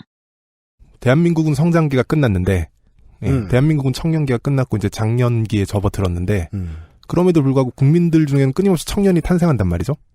아. 그러니까 대한민국은 성장이 끝났는데 개개인의 청년들은 성장을 해야 돼요. 빈손으로 시작해서. 네. 그런데 사회구조 전체가 어떤 성장기에 맞춰서 짜여져 있기 때문에 이들이 성장할 수가 없죠. 왜냐면은 지금 현재 예전처럼 고성장을 보장해준 수익수단들이 없기 때문에 기대할 거는 노동소득밖에 없는데 네.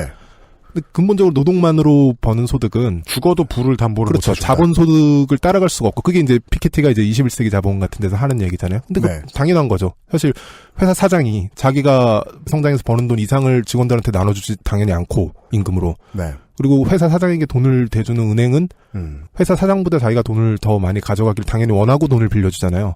아, 네. 누구도 채권자가 더 적은 몫을 가져가려고 하지 않으니까. 그러니까 실제로 계속 자본 대 임금의 구도로 사회가 가는 와중에 지금 임금 노동소득으로는 따라갈 수가 없는 거죠. 그런데 반대쪽에서 이제 우파라던가 어쨌든 사회가 성장을 계속 할 수 있다는 일종의 환상을 불어넣죠. 그리고 조금이라도 몇 퍼센트라도 현재라도 대한민국이 뭐 3% 2%라도 저성장이라도 하면 뭔가 될 것처럼 이야기를 하는데 네. 그거죠. 예를 들어 내가 열심히 노동해서 번 재산이 2배가 되고 근데 누군가는 자본소득으로 좀 더 빠른 자본소득으로 그동안 3배가 됐다 재산이. 네. 그러면 과연 우리가 2.5배만큼 부자가 되는 건가? 아, 그 유명한 네. 정철현 작가의 작품이었죠. 아, 개미와 배짱이. 개미가 존나게 일을 해가지고 3천만 원을 모았습니다. 네. 그게 아니거든요. 배짱이는 누워있는데 3억이 더 벌렸습니다. 네, 그렇죠. 네. 아까 제 신발을 여기 XSFM에서 흉보셨는데 뭐 예를 들어 신발 얘기를 해보죠. 뭐 조던이 신던 신발이 경매로 나왔다. 그렇죠. 반드시 사고 싶다. 반드시 사야 한다. 못 사? 몇십만 달러. 예. 몇만 달러. 근데 제가 이래서 예를 들어 2배를 벌어서 입찰을 하는데 네. 누군가 3배를 그동안 번다면 살 수가 없는 거예요. 그거는 내가 감당할 목 이상으로 값이 뛸 거 아니에요. 네. 그런데 그게 이제 조단이 아니라 예를 들어 뭐 집이다, 주택이다, 혹은 대학 등록금 같은 교육자금이다. 이런 문제가 굉장히 심각해지는 거 우리 사회가 지금 겪고 있는 문제들이 그거인 거죠. 네. 한국의 비교적 좀 특수한 상황에 대한 얘기입니다. 순식간에 고성장하다 보니 사회는 고성장하는 호흡에 맞춰져 있고, 근데 성장은 안 하고. 그럼에도 불구하고 빈손으로 시작한 사람들, 청년 세대, 이제 사회에 막 진입한 사람들이 돈을 벌 방법은 노동만 남아 있는데 그 노동소득만으로 이제 따라가기가 어려운 이 앞에 있는 사람들을 네. 이미 뭔가를 쥔 사람들, 고성장 시대에 네. 그게 사실 청년 세대의 문제의 저는 본질이라고 생각을 하거든요. 그리고 네. IMF 때 우리가 빚잔치의 구조조정을 했는데 저는 2차 구조조정이 필요하다고 생각을 해요. 2차 구조조정. 예, 이거는 이제 그 성장 시스템에 맞춰진. 네. 근데 청년 세대가 지금 자연스럽게 성장을 할 수 없기 때문에 성장이 끝났다는 걸 인정을 해야죠.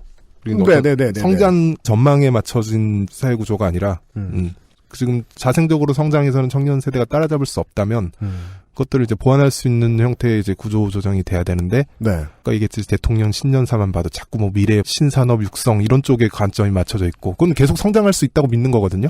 가장 많이 의아하고 사실은 공포를 느끼게 했던 것은 3개년 경제개발 계획 같은 말씀을 그렇죠. 하고 계시다는 것이, 이거는 우리가 한국사 교과서 마지막 부분에 그냥 슬쩍 나오는 박정희가 그걸 했다, 박정희가 저걸 했다. 네. 어딘가에 막 기간시설을 깔면 아빠들이 저녁 때 목돈을 현금을 들고 집에 들어가던 그 시절. 그렇죠. 이라고 인식을 하고 있다는 거 아닙니까? 정확히 대통령은? 그거예요. 제가 읽어보면은 10년 뒤 우리나라가 무엇으로 먹고 살지. 네.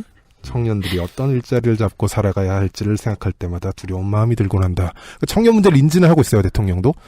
그런데 청년들이 어떤 일자리를 잡고 살아가야 할지를 연동해서 생각하는 게 뭐냐면 10년 뒤 우리나라가 무엇으로 먹고 살지. 그러니까 어떤 산업 분야를 창출해서 성장 요소를 만들어내야 그 성장의 떡고물로 청년 세대 문제가 해결된다는 그 70년대 사고방식이 여기서도 딱 문장 2개에서도 드러나잖아요. 네. 그리고 그러니까 실제로 이 문장을 번역하면 청년들이 어떻게 먹고 살지 걱정이 되긴 하지만 청년들은 곧 죽게 될 것이다. 잖아요. 계속 성장을 하겠다는 건 재분배의 방법을 결코 고려하지 않을 것이고, 네. 기본소득을 도입한 이재명 시장은 반드시 없애고 말겠다. 그렇죠. 예. 그러니까 예전에 어떤 성장의 떡고물로 이 분배 정책을 가름할 수 있던 시대가 있었는데, 네. 그 시대 끝났다는 거 인정을 안 한단 말이죠. 인정을 안 하면은 청년 세대가 이제 각각의 개인적인 노력으로 성장할 수 있는 길이 막혀 있는 상황인 거죠. 네. 그리고 정부는 그런데 인정을 하지 않으니까 어떤 계속 성장 지속을 위해서 취하는 전략으로 사회 취약계층을 계속 오히려 쥐어짜는 식의 제도를 자꾸 도입을 하려고 그러고 정책들을. 그게 이제 뭐 구체적으로 노동법. 사회 취약계층을 쥐어짠다. 네. 노동법으로 해고 요건을 완화하고 네네네. 취약계층을 아주 넓은 의미에서 이제 노동층을 이야기하는 거죠. 네. 뭐 임금 피크제라든지 아까 말씀하신 뭐 비정규직 비율을 뭐 유지한다든지 뭐 기업세 도입을 뭐 막는다든지 온갖 방법 동원해서 그래도 국가 생산이 늘던데 그 돈 다 어디 있을까? 기업의 성장 요인을 만들어내는데 네. 만 집중하고 있어요. 이거는 대한민국 국민을 사람으로 보는 게 아니라 기업으로 보는 거죠. 사람은 죽어도 기업은 살린다. 네, 성장하면 뭔가 대한민국은 키가 큰다는 종류의 이제 사고방식이죠. 지금은 사람들의 의식이 좀 깨어났다고 생각하니까 무서워서라도 주필급 되는 사람들이 대마 불사 따위의 드립을 드랍하진 못해요. 대우 망할 때만 해도 그런 얘기를 정말 그렇죠. 많이 하기는 했잖아요. 네. 근데 실제로 지금 생각하는 게 똑같기도 하고, 저희야 그 아실에서 정말 여러 번 말씀을 드렸습니다마는, 그 재분배 구조를 혁신해야 된다는 건 그냥 새누리당 의원들이나 할 말이고, 그러니까 실제로 해답을 내놓기 싫은, 실제로 해야 되는 건 세금을 노동 말고 부에다가 어떻게 매기는가. 그렇죠. 에 대한 고민을 시작해야 되는데, 네. 그 말은 어떻게든 안 하고 싶어가지고. 네. 그 실제 현재의 문제는 노동소득을 조금씩 늘려주는 형태로는 지금 불가능한, 그러니까 누군가 나보다 아까 얘기했듯이 내가 2배 버는 동안 3배 버는 사람이 있는 한, 네. 실물 경제는 이제 한정 제어들이 있는데 주택 네. 같은 것부터 시작해서 네. 그런 것들을 어떤 상대적으로 부를 약탈당하는 것들이 지금 누적되어 와 있으면 네. 나보다 너무 심하게 많이 버는 사람들을 이제 막아야 되는 정책이 저는 필요한 때라고 보고 특히 네. 그것들 이제 청년대 기성세대로 그 구도로 두고 봤을 때도 그런 것들이 필요하죠. 내가 낸 월세에는 내가 번 월급에서 이미 세금이 뜯겨나가 있는 상태인데 그 월세를 8집, 20집에서 받는 집주인은 세금을 내지 않는다. 그 게임이죠. 그중에 누가 이길 것인가. 예. 그렇죠. 그리고 나는 가정에 부과되는 수도요금과 전기요금을 내는데 수도요금과 전기요금을 거기에 비하면 제로로 내는 기업이 나와 싸우고 있다. 그렇죠. 네. 그런데도 계속 기업을 성장시키고 그걸 지속해서 어쨌든 절대적인 성장분이 나오면 뭔가 문제가 해결되고 분배가 될 것처럼 자꾸 이야기를 하는데 제가 보기에는 뭐 키를 키우기 위해서 손가락 발가락을 이렇게 잘라먹는 먹을 게 없으니까 그런 느낌이에요. 예. 손아람 작가의 비유가 늘 이런 얘기죠. 이해는 됐는데 받아들이긴 싫은. 손가락을 먹어서 키를 키운다. 그러네요. 부동산과 직장의 의미, 성장의 의미, 그리고 기업의 의미까지 좀 이야기를 해 보았습니다. 거의 끝이네요. 중산층이라는 말은 언제부터 듣기 어려워졌을까? 중산층이라는 단어가 뉴스에서 정말 많이 사라졌다. 네. 그리고 왜냐면 90년대, 80년대 뉴스에서는 중산층이라는 말은 국민을 이르는 말에 다름없었어요. 그렇죠. 흔하디 흔한 대명사였어요. 그러니까 국민이 뭘, 사람들이 뭘, 대중이 뭘 이란 말 대신에 중산층이 무엇을 어떻게 하려고 하는데 이게 불편하다 라는 말 오지게 했어요. 네. 그냥 눈을 들어 옆을 보면 그 사람이 중산층이라고 생각하던 시절이 80년대, 90년대였죠. 그렇죠. 그런데 네. 재밌는 게 지금은 중산층이라는 단어를 대체하면서 많이 쓰는 단어가 중도 성향 뭐 시민 뭐 이런 식으로 어떤 경제적 중간을 정치적 중간으로 환원시켜 놓은 그렇죠. 거야. 교묘하게 바꾸는. 왜냐하면 경제적 중간에 자기가 존재한다고 인식하는 사람들이 굉장히 줄었거든요. 아무도 없잖아요. 예. 근데 끊임없이 뭔가 중간을 만들어 놓으려고 하는 거죠. 중도 성향. 실제로는 중도 성향 없는데. 그냥 술자리에서 무슨 말을 할까를 정한 사람의 집단을 국민으로 볼 수는 없잖아요. 그렇죠. 따라서 집권 세력도 애를 먹고 있겠네요. 국민을 다수 무언가의 특성을 동일하게 공유하고 있는 사람들로 불러야 되는데. 아이고 이놈들, 아이고 저놈들 하고. 근데 이젠 부를 것이 없네요. 그러니까 그지들 이렇게 부르면 될 텐데. 저소득층. 근데 그걸 이제 사회 대다수라고 받아들여주지 않을 거잖아요. 네. 정치적으로 올바르지 그렇죠. 않으니까. 저소득층이라고 이야기할 때는 일반적으로 정말 최저소득층을 이야기할 때나 쓰죠. 그런 공적으로 저소득층이라는 단어가 얘기할 때. 하지만 실제로는 공보수석의 표현이 맞긴 하죠. 국민의 다수를 수렴시킬 수 있는 단어는 저소득층이 맞긴 네, 그렇죠. 하죠. 예. 네. 서민이 되게 예뻐 보여요. 서민이라고. 아, 그렇구나. 하는 단어가. 서민이라는 말도 안 쓰는구나. 그쵸. 이제. 그렇죠. 잘 안 쓰죠. 왜냐면 누가 서민인지 구분 못한다는 걸 모두가 알고 있으니까. 그러니까 맞아요. 누구나 새우깡을 살 수 있던 시대가 지났잖아 지금. 누군 새우깡 살 때 떨어야 되고. 그걸 분명히 우리가 알고 있는 시대. 아, 중산층의 단어의 개념이 그런 거군요. 쓰임새가 없죠. 경제 구조가 점점 이제 분절화되고 있고 아까 노동소득, 자본소득 이야기했지만 단지 이제 절대적으로 불리한 것뿐만 아니라 구조 자체가 그러면 좀 보완할 수 있게 돼줘야 되는데 오히려 더 불리해지고 있죠. 뭐 비정규직, 간접고용 이런 네. 식으로 늘어나면서 예전에는 뭐 노조라도 힘을 썼잖아요. 네. 근데 이제는 노조가 단합 대응을 하기에도 점점 노동 전체가 분절화되고 있으니까 네. 어려워졌고 그리고 방금 얘기했듯이 전부가 저소득층 중간이 남지가 않다 보니까 딱 나타난 현상 중에 제가 체감하는 거는 어떤 노동의제들이 힘을 못 써요. 옆 사람과 이권 다툼을 하게 되었는데 한 목소리를 낼 수 있을까? 왜냐 노동의제들이 힘을 못 쓴다. 자기 스스로를 노동자로 인식하지 않는 사람도 너무 어려운 거예요. 예를 들면은 제가 한 진보정당 당직자들이 네. 최저임금 인상에 대한 의논을 하는 거 맞는데 자기들끼리도 확신이 없는 거예요. 이게 10,000원으로 인상해야 된다는 안건이 나왔는데 네. 자기들끼리 확신이 없는 거예요. 왜죠? 예를 들어 시간당 10,000원을 알바생에게 주면은 하루 8시간만 고용해도 80,000원이에요. 네. 그럼 한 달에 25일 하면 200만 원이잖아요. 네. 근데 우리나라 소상공인이 지금 버는 돈이 그 정도란 말이에요. 200만 원대. 맞아요. 예. 그러니까 자기들도 월세 빠지고 예. 세금 다 빠지고 비용 다 빠지면 한 달에 200만 원을 쥐었으면 살만한 자영업자다라고 네. 보잖아요. 그러니까요. 모두가 힘드니까 노동제를 딱 들이미는 순간에 자기를 이제 노동자가 아닌 하지만 어려운 것으로 인식하고 있는 사람들에게 노동의제가 어떤 적들의 의제가 되는 거죠. 예. 그러니까 점점 이제 힘을 이제 그런 것들이 예. 지금 최저임금 이슈가 뛰어넘어야 하는 소재가 하나 그거네요. 그죠? 최저임금을 받는 노동자들의 권익을 반드시 지켜야 되는데 이거 지켜주시오라고 위에다 얘기하면 알았어. 대신 소상공인을 죽이지 뭐. 라고 답할 테니까. 그렇죠. 그런데 사실은 왜 200만 원밖에 못 버느냐를 생각해 보면은 임대료가 높으니까요. 임대료 압박이 있으니까. 그렇다면 정부는 제가 아까 말씀드린 대로 부에다가 세금을 때려야 되는데 네. 그 생각은 죽어도 안 하니까. 그렇죠. 그러니까 착취가 이제 삼투압을 갖는 거죠. 맨 위에서 가장 많이 가져가는 사람들은 싹 빠지고 그 착취 아래서 이제 남은 몫을 가져가야 되는 자영업자와 예를 들면은 가지를 쳐. 끼리 닭싸움을 벌이게 되는. 여기서 가지를 친다는 건 가지를 잘라버려.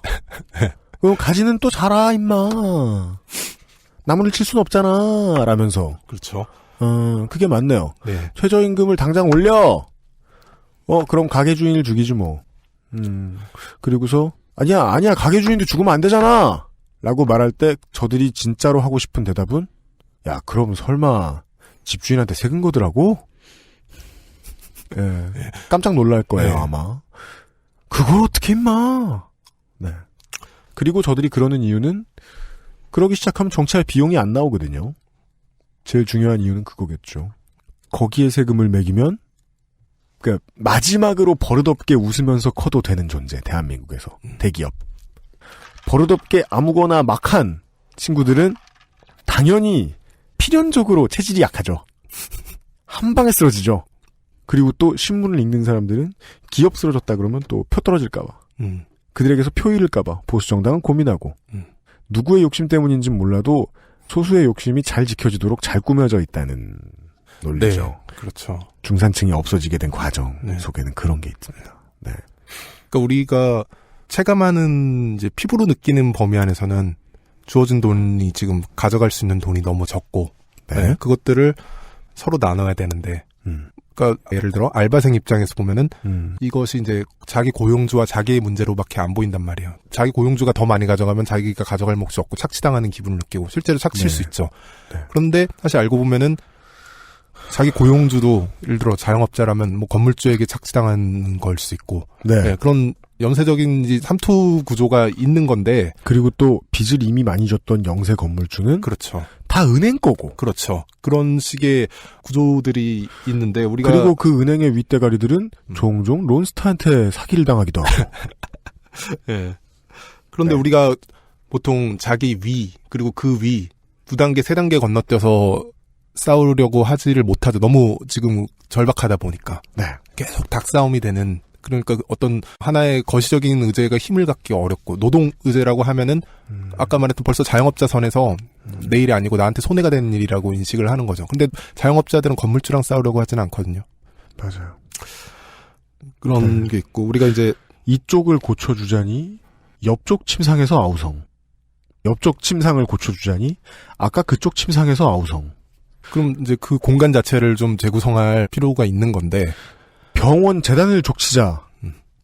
혹은 병원법을 고쳐야 되니까 국회를 족치자는 논의는 큰 힘을 발휘하기 어렵다.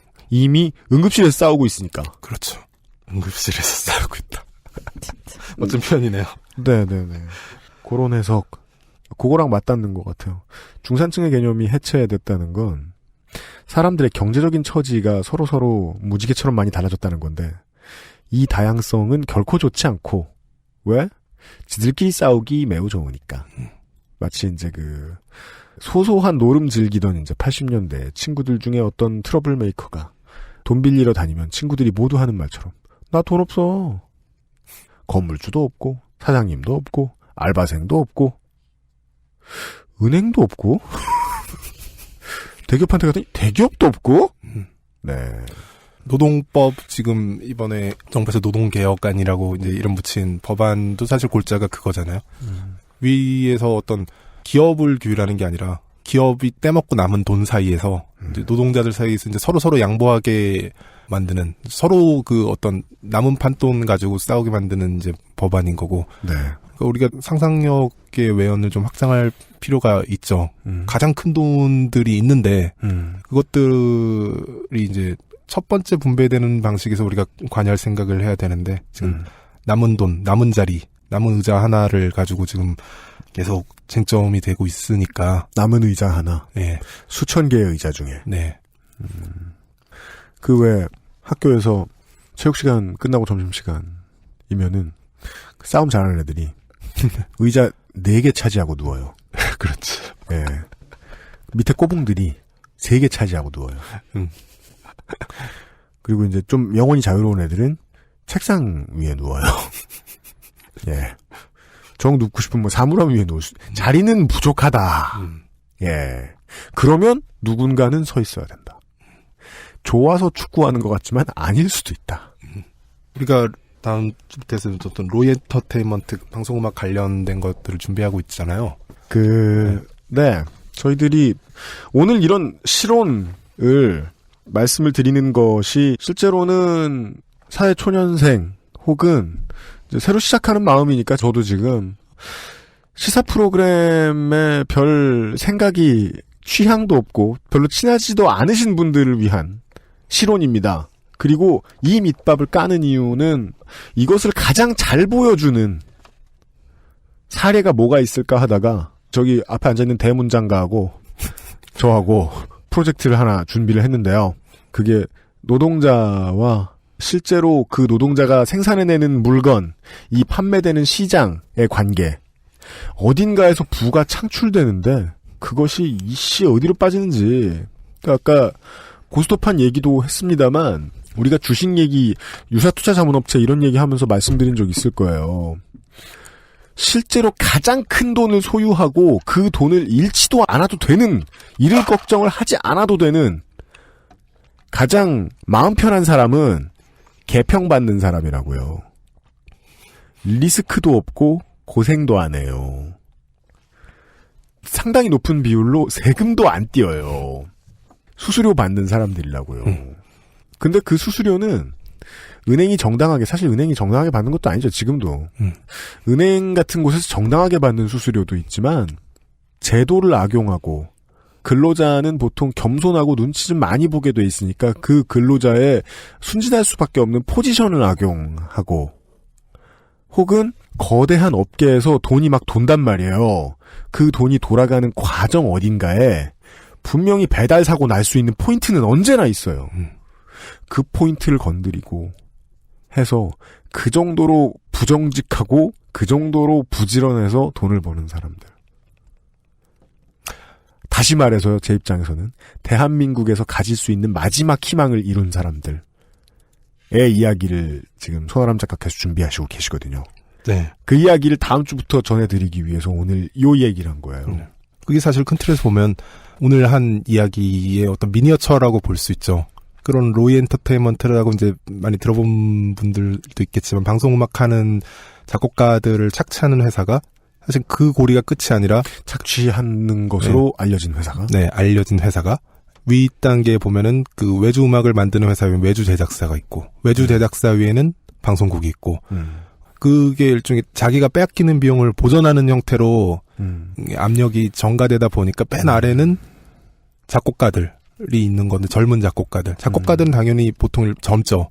청년이죠. 다시 표현하면 농민이 있고 위에 농협이 있고 위에 브로커가 있고 위에 대형마트가 있는 것. 네. 혹은 OEM 공장이 있고 공장장이 있고 땅 빌려준 사람이 있고 발주한 업체가 있고 발주한 업체에게 투자한 업체가 위에 있고 투자한 업체의 지분을 가지고 있는 펀드 업체가 있는. 그렇죠. 그런 상황 말씀입니다. 네. 이게 이제 작곡가다. 뭐 이렇게 나오니까 이제 본인이 안 해보신 분들은 모를 수도 있을 것 같아서 말씀드리면요. 네. 그걸 이제 다음 주에 준비하고 있는데 여기서 생각해봐야 될 거는 네. 이 생태 사슬 같은 곳에 맨 아래 있는 작곡가들, 네. 맨 아래에서 무언가 가장 많이 빼앗기고 있는 작곡가들은 젊어요. 근데 당연히 맨 꼭대기 방송국쯤 가면은 장년층이란 말이죠. 네. 그러니까 당연히 그럴 수밖에 없죠. 그러니까 이게 바로 경제적인 어떤 계급 문제라고 말할 수 있는 것들이 세대 문제로 이제 전환되는 지점이 그런 거거든요. 그러니까 지금 이제 우리 시대가 이제 변동성이 굉장히 적어지다 보니까 빚지고 부를 이루던 세대에게서 그렇죠. 부가 잘 떠나가지 않는다. 네. 근데 먼저 자리를 차지한 사람이 왕이 되는 거예요. 근데 먼저 자리를 차지한 사람은 당연히 기성세대일 수밖에 없죠. 여기서 먼저 자리를 차지한 사람들이란 정규직으로 큰 기업에서 오랫동안 일하시던 그분들이 아닙니다. 그렇죠. 돈이 돌아가는 길목을 정치적으로 쥐고 있는 사람들을 뜻하는 거죠. 그 얘기죠? 그렇습니다. 네. 그걸 막 준비하고 계세요. 손남 작가께서. 글보다 말이 약한 건 뭐 저보다 청취자분들이 더 잘 아시고. 제가 그 말씀을 못 드렸네요. 이 글을 이제 직접 텍스트로 보시고 싶으신 분들은 검색창에 망국 선언문을 검색해 보시면 나옵니다. 나라가 팔려갔을 때 나온 글 제목 같기도 해요. 그러지 않아도 정의당의 포스터보이인 유시민 작가가 얼마 전에 이제 TV에 나와서 멘트를 하신 게 많이 떴죠. 나라를 팔아먹어도 35% 지지율은 나올 것이다. 지금의 여당이. 네. 그러니까 나라 팔린 첫 해 같기도 하고. 네. 이 글 제목을 들으니까 그렇습니다. 근데 사실 그 망국의 망자는 제가 바랄 망자를 썼거든요. 나라를 바라는 선언문입니다. 아, 진짜요? 네.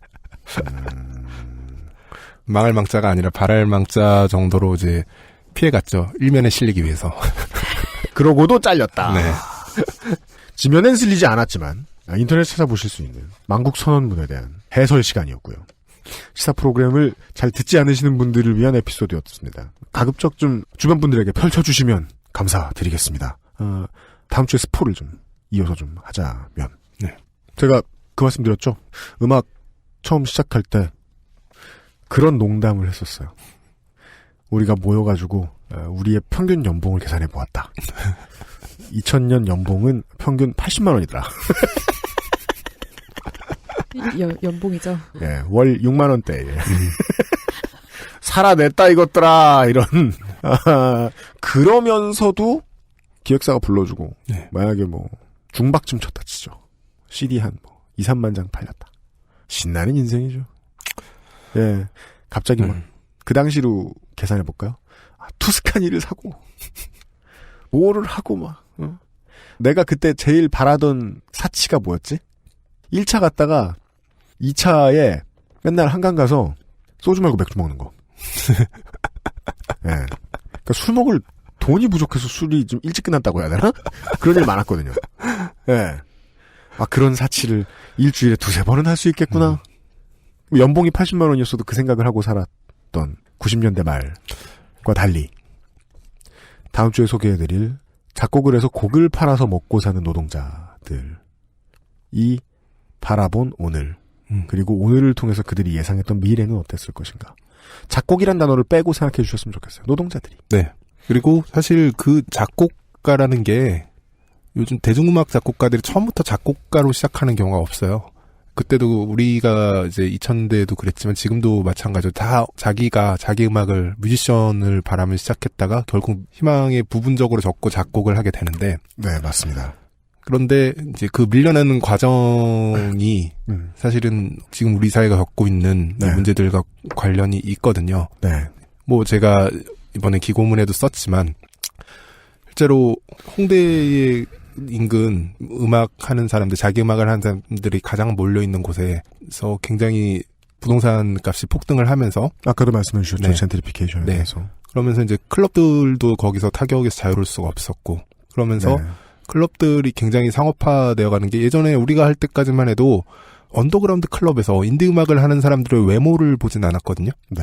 요즘에는 외모를 굉장히 많이 본다고 해요.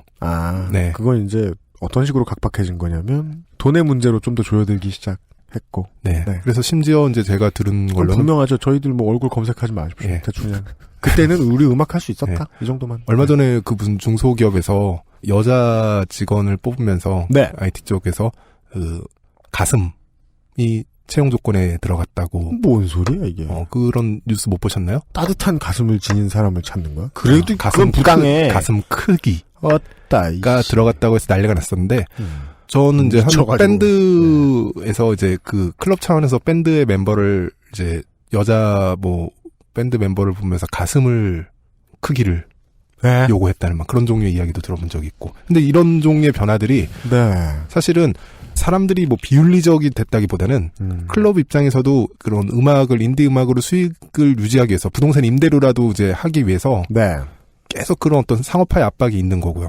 그럼 거기서 밀려나는 사람들은 자기 음악을 할 공간을 찾아야 되잖아요. 그러면서 이제 생긴 게 뭐 자립음악 생산조합 이런 거 그런 고민에 시작된 건데 거기 보면 이제 그래도 썼듯이 뭐 한바씨 같은 경우에는 공간을 찾을 수 없으면 공간을 만들자면서 리어카에다가 스피커 싣고 다니면서 공연을 해요. 이게 뭐 굉장히 꿋꿋한 대응기도 하면서도 어떻게 보면 굉장히 슬픈 거거든요. 음악할 사람이 고정된 공간을 가질 수 없어서 그런 방법을 택했다는 것. 그리고 그 정도까지 용기를 못 내면은 이제 홍대를 떠나죠. 그리고 자기 음악을 공간 없이 써줄 사람을 찾는 거고, 그러면서 이제 방송음악 쪽을 찾아간 지금 작곡가들도 전부 다 이제 홍대에서 밴드를 하던 사람들이 있어요. 많아요. 그런데 그렇게 절박한 사람들이 몰려오는 사람들이 많다 보면 일종의 이민자들이죠. 네. 그런 사람들이 많다 보면 당연히 그리고 이민자들은 자본주의 사회가 가장 좋아하는 착취 대상이죠. 그렇죠. 정확히 방송 쪽 음악에서 그게 일어나고 있는 거예요.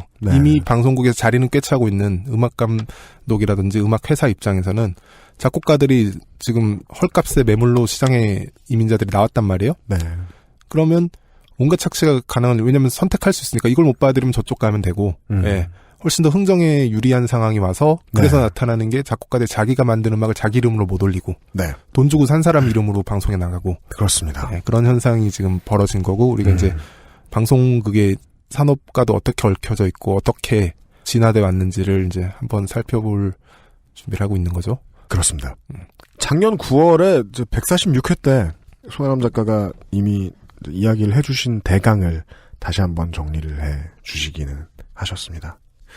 클럽이 변화하는 거를 기억해보면, 공연하는 클럽, 저는 이제 춤추는 클럽 말고요. 춤추는 클럽들도 잘 안 되면 금방금방 문 닫죠. 워낙 대규모로 장사하기도 하고. 그래서 큰 자본을 얻고 들어간 완전 큰 춤추는 클럽이 아닌 이상, 그건 요즘은 나이트클럽의 역할도 수행하니까. 나이트클럽은 돈 낳는 거위죠.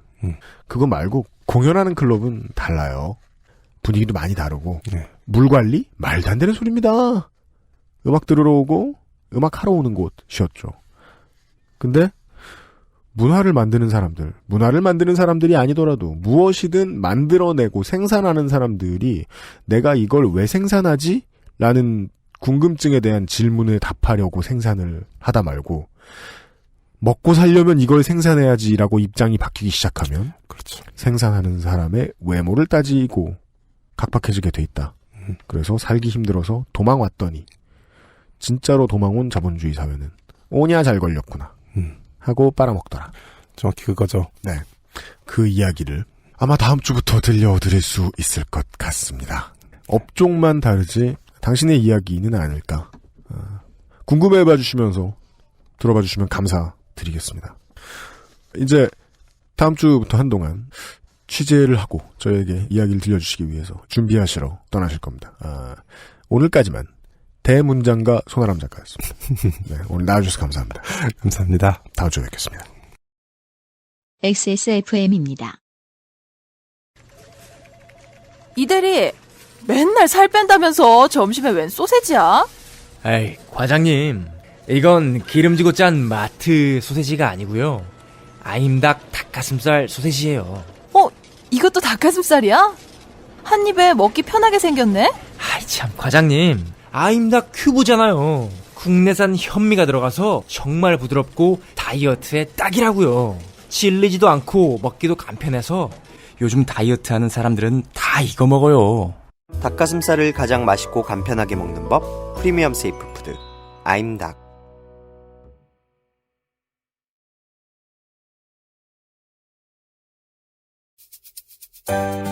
바른 선택, 빠른 선택. 1599에서 알려드리는 대리운전 이용 상식. 대리운전을 이용하시다가 불편한 사항은 기사님께 직접 말씀하시기보다는 콜센터에 연락주세요. 보험, 사고 처리, 기사의 불친절 문제까지 규정에 따라 친절하고 빠르게 처리해드립니다. 문제 처리 원칙이 확실히 준비된 1599라면 더 안심되겠죠? 바른 선택, 빠른 선택. 1599에서 전해드렸습니다. 빠른 선택, 빠른 선택. 1599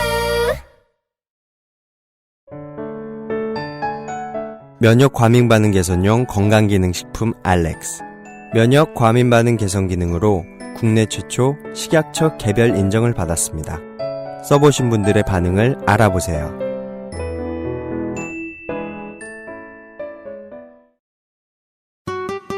연약한 아기 피부에 닿는 섬유를 부드럽게, 정전기나 세제 찌꺼기 걱정 없는 아기용 섬유 유연제 빅그린 맘메이드 베이비 패브릭 소프너입니다.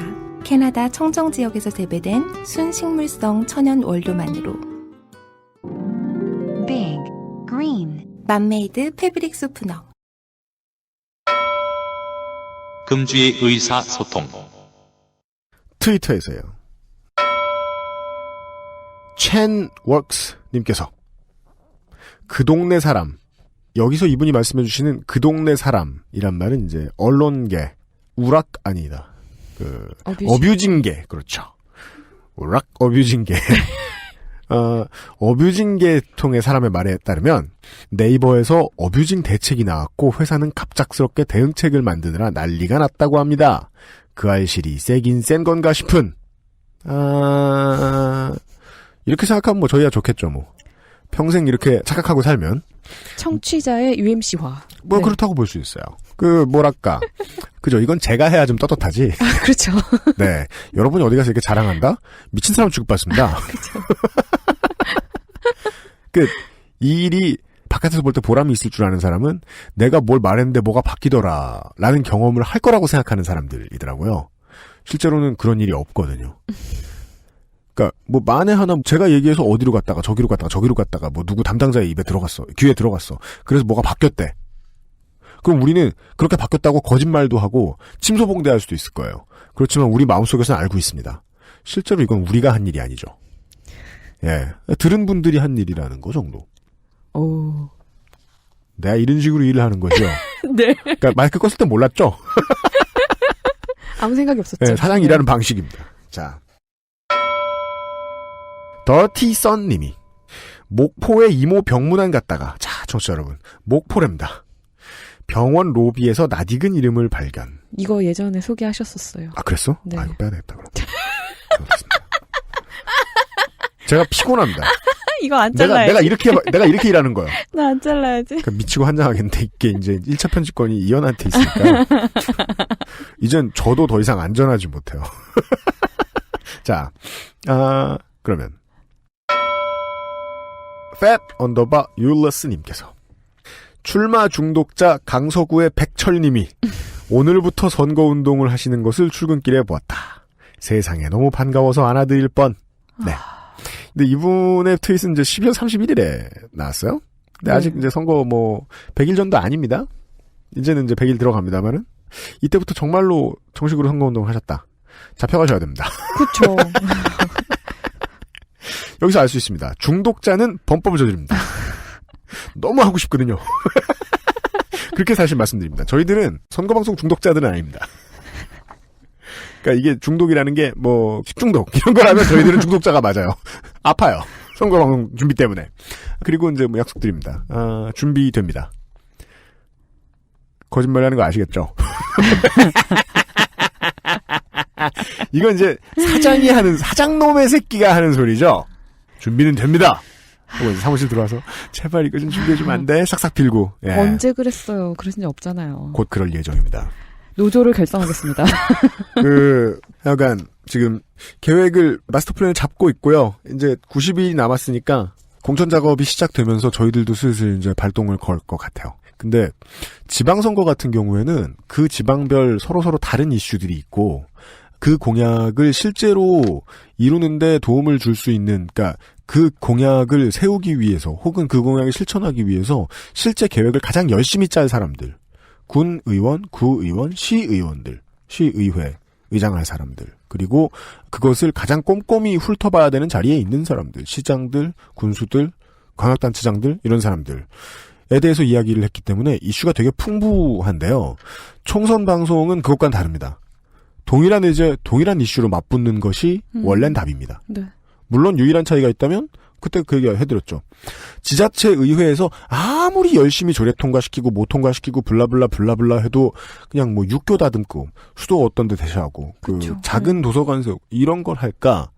실제로 돈 따오는 일, 지역구 돈 따오는 일은 조경태가 하니까 이것은 대명사입니다. 그 판사님 이것은 대명사입니다. 그래서 결국은 지역의제 20%, 30%? 중앙의제 80%. 이 정도의 비중을 놓고 저희들은 준비를 하고 있습니다. 그래서 지역별로 엄청나게 다채로운 형태의 지방선거 방송과는 조금 다른 계획이 될 것이다 정도만 스포를 해드립니다. 끝으로요. 제가 가장 인상적이었던 최근에 받은 해시태그 IDWK입니다. 청취자 여러분. 남겨주시면 늘 봅니다. 뭔가요? 야은도사님께서 이분은 어뷰징 일을 하시는 분이신 것으로 저는 일단 파악하고 있어요. 네. 그 알실 어뷰징 필드 듣고 문득 정의롭고 자랑스러운 일을 하는 그대들의 조롱, 비웃음. 네. 말이 엄청 짧죠. 뭔가요? 뭐죠? 이렇게 읽었어요. 정의롭고 그냥... 자랑스러운 일을 하는 그대들의 조롱, 비웃음. 끝이에요? 아까 뒤에 또 있는데 내용이. 네네네. 생각을 정리하시기 전에 많이 화가 나셨다는 거예요. 네. 자존심 버리고 부끄러운 노동을 파는 나는 웃을 수 없다. 나 자신도 이런 일로 먹고 살 줄이야 몰랐거든. 그리고 가장 중요한 말씀을 해주세요. 그게 내 잘못일까? 그쵸. 그리고 또한 완벽한 결론이 나옵니다. 일어나면 또 출근하겠지만.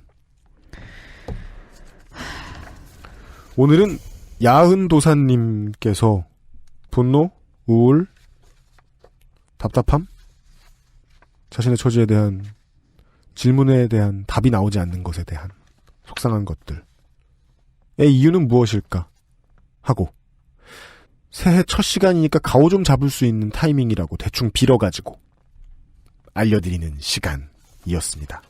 어찌 보면 이분의 푸념 섞인 트윗에 제가 자극을 받아서 오늘 시간을 준비했던 건지도 모르겠어요.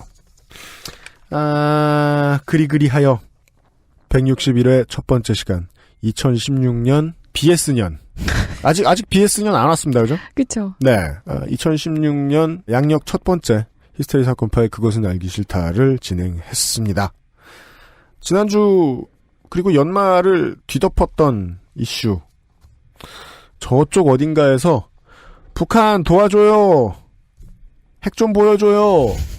라고 하고 싶어진 계기가 직접적으로 되었을 것으로 보이는 아베 총리의 사과와 매우 싼 값으로 퉁치게 된 조속 외교 문제, 즉 소녀상 이전으로 대변되는 상황과 관련된 떠들썩했던 것들 중에 가장 자극적이었던 기사, 가장 자극적이었던 이슈는 역시 요 몇 년간의 트렌드가 그래왔듯이 최전위에 서서 이걸 정말로 원하는 사람들은 뒤에서 뒷짐지고 국민을 위하는 척하고 있고 최전위에 서서 그 윗대가리들의 뱃속에 있는 말을 다 해주는 오물을 다 기꺼이 뒤집어 써주는 인물들이 있죠.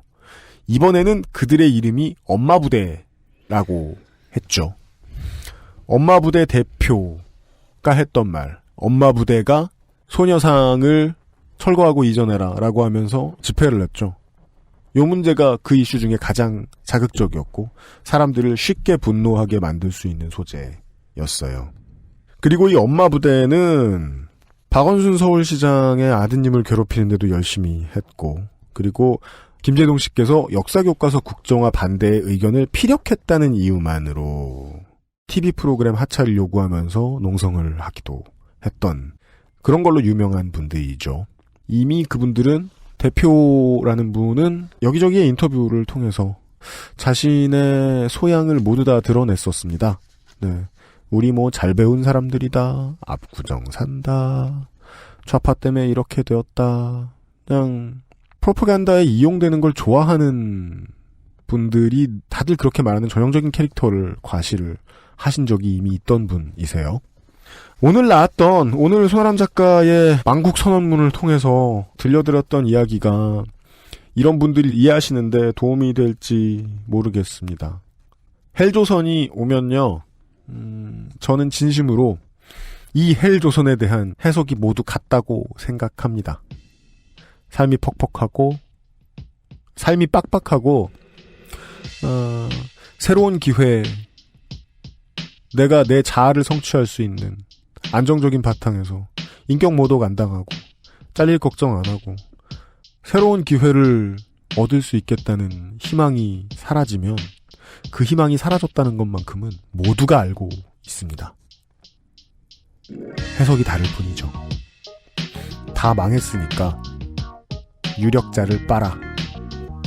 다 망했으니까 유력자의 부를 재분배하자. 정의를 바로 세우자. 지금의 정의가 정의다. 두 개의 의견은 서로 다른 해석이라는 차이밖에 없습니다. 현실 진단은 같습니다. 그 정도 알아낸 날이었습니다. 그 현실을 보여드리는 내일, 그리고 다음 주, 그리고 올해가 될 수 있도록 하겠습니다. 2016년에 그것은 알기 싫다. 오늘 시작했습니다. 내일 이 시간에 다시 뵙겠습니다. 이현아 공보수석이 또 한 번의 말다운 말을 할 시간입니다. 인사? 감사합니다. 감사합니다. 네, 수고하셨습니다. 듣느라 수고하셨습니다. 내일 이 시간에 뵙겠습니다. 죄송합니다. 사과하고 그래.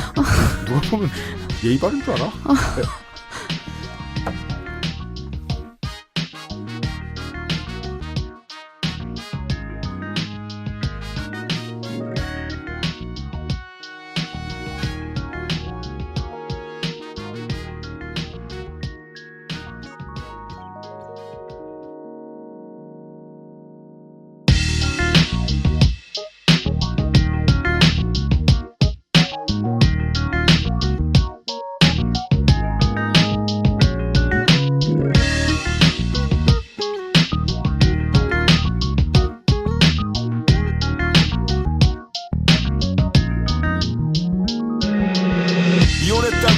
인생이 끝난 게 아닌데 가끔씩 보면 너무 과민 반응을 하는 것 같아. 이따금 삶이 너를 연락에 속일 텐데 제발 열처받지 말라고 교회에서 안 가르치니. 삶은 다양한 방식으로 너에게 수작을 걸 거야. 9년 된 여자친구, 3년 된 마누라가 2년째 버디를 두고 널 속인 걸 알게 된다면 그건 그냥 신께서 주시는 시험인 거야. 의심했던 시간이나 고통스러운 순간들을 전처 탓으로 돌리면 넌 끝장이야. 이를테면 검색 순위가 높은 기사가 되는 거야. 만취 상태의 김모, 괄호 열고 31시간. 전초와 내연남을 흉기로 살해한 뒤에 도주하다 이를 쫓던 장인 장모와 격투 끝에 안바로 탭아웃을 선언하고 1라운드 2분 10초 만에 검거됐다. 이런 거야. 네가 지금 고민할 건 재수씨가 아니야. 재수씨랑 놀아놨던 그 남자는 더욱 아니야. 밀린 주택임자, 자동차 할부, 양육권 소송 들어가면 변호사 준비됐니? 허구한 나 야근인데 네가 그걸 언제 해? 법대 동기 친한애 내가 소개해줄게. 걔도 얼마 전에 같은 이유로 이혼했대. 일단 오늘은 마시고 내일 알아보자. 사랑은 삶을 지배하는 동시에 소득의 지배를 받고 삶이 사랑의 지배를 받는 거라는 착각을 심어줬지. 우린 지식을 배웠지만 지혜를 얻진 못했지. 알아야 했던 모든 건 20년 전에 다 배웠거든. 시간이 지나가면 세상 가장 듣기 싫었던 역겨운 말들의 의미가 좀 더 멋지게 다가오겠지. 진지하고 정다운 말투로 아이들에게 떠들 거야. 시간이 지나면 알게 될 테니 시키는 대로 하라고. 대체 우린 얼마 만에 서로를 만나게 됐는지. 새내기 시절에 진상 떨던 얘기를 풀어놓겠지. 낮술을 마시고 수업은 다 띵기고 별로 안 좋아하던 여자애한테 술김에 고백도 해보고. 세미나 시간에는 철학을 존나 연구하고 동아리방에서는 드럼을 존나 연습하고 학기 초엔 출석 안 하고 중간고사 땐 레포트 안 내고 기말고사 직후엔 교수님 날 앞에 살았지. 마초적인 선배들도 술만 꼬랐다 하면 정말 순수한 게 뭘까 고민하고 있었어. 나름대로 다들 하고 싶은 걸 갖고 있었고 아주 잠깐이었지만 대학은 직업 소개소가 아니었어. 축제 시즌은 표정이 좋았어. 학생회관을 걸으면서 마주쳤던 사람들은 땀에 쩔어있거나 플래카드를 그리거나 꼬물 앰프를 발로 차가며 기타를 치고 있었지. 몇 시간을 떠들고는 요즘 얘기를 묻게 돼. 회사 얘기, 혼수 얘기, 망가진 펀드 얘기. 나는 요즘 필수요소 얘기를 해줬는데 단 한 명도 알아듣는 사람이 없더만. 주말 TV 프로나 연예인 결혼 얘기. 오빠는 음악하니까 그런 거 잘 알지 않아요? 그 글쎄 난 니들이랑만 친했었는데 일단 오늘은 마시고 알아보고 연락할게. 사랑은 삶을 지배하는 동시에 소득의 지배를 받고 삶이 사랑의 지배를 받는 거라는 착각을 심어줬지. 우린 지식을 배웠지만 지혜를 얻진 못했지. 알아야 했던 모든 건 20년 전에 다 배웠거든. 시간이 지나가면 세상 가장 듣기 싫었던 역겨운 말들의 의미가 좀 더 멋지게 다가오겠지. 진지하고 정다운 말투로 아이들에게 떠들 거야. 시간이 지나면 알게 될 테니 시키는 대로 하라고. 학생일 때 수업할 때 잠만 찾아놓고서 내가 가르치려니까 누가 자는 거 짜증나네. 부모님이네 수업료에 알맞게 행동해라. 그런 치사한 말은 아직 참아 못하겠더라. 교무실에선 통화하느라 존나게 바쁘다. 네, 어머님 따님은 머린 정말 좋으니까요. 조금만 더 노력하면 성장할 수 있습니다. 입에 침도 안 바르고 하루에 수십 명에게 거짓말하고 또 거짓말하고. 따님은 발랑 까졌지만 남친은 따님을 사랑하니까 경험해보게 해주시고 경험을 통해 배우게 하세요. 지금 남편을 사랑 안 하는 어머니처럼은 안 되게 도와주세요. 이런 진심을 말했다가는 열심히 살고 있는 원장님이 그지 된다. 여러 사람의 생계를 위해 주입식 교육을 했지. 학생은 별 생각 없고 부모는 그걸 원하잖아. 딸 같고 아들 같던 우리 애들을 숙제 안 했다 갈구고 이해 못한다 갈구고 성적 떨어졌다고 해서 다른 반으로 보내는 거 아무리 자주 해도 익숙해지지 않더라. 집에 가면 될 수 있는 대로 많이 노시고 엄마한테는 숙제 많다 거짓말 하시라. 종례할 때 하던 말이 걸려서 결국 관뒀다. 오늘은 일단 마시고 직업은 내일 알아보자. 사랑은 삶을 지배하는 동시에 소득의 지배를 받고 삶이 사랑의 지배를 받는 거라는 착각을 심어줬지. 우린 지식을 배웠지만 지혜를 얻진 못했지. 알아야 했던 모든 건 20년 전에 다 배웠거든. 시간이 지나가면 XSFM입니다. I, D, W, K. 정다운 말투로 아이들에게 떠들 거야. 시간이 지나면 알게 될 테니 시키는 대로 하라고. 사랑의 삶을 지배하는 동시에 소득의 지배를 받고 삶이 사랑의 지배를 받는 거라는 착각을 심어줬지. 우린 지식을 배웠지만 지혜를 얻진 못했지. 알아야 했던 모든 건 20년 전에 다 배웠거든. 시간이 지나가면 세상 가장 듣기 싫었던 역겨운 말들의 의미가 좀 더 멋지게 다가오겠지. 진지하고 정다운 말투로 아이들에게 떠들었어. 시간이 지나면 알게 될 테니 시키는 대로 하라고. 난 아직 아무것도 알게 된 게 없어. 흔히들 나고자라고 부르지.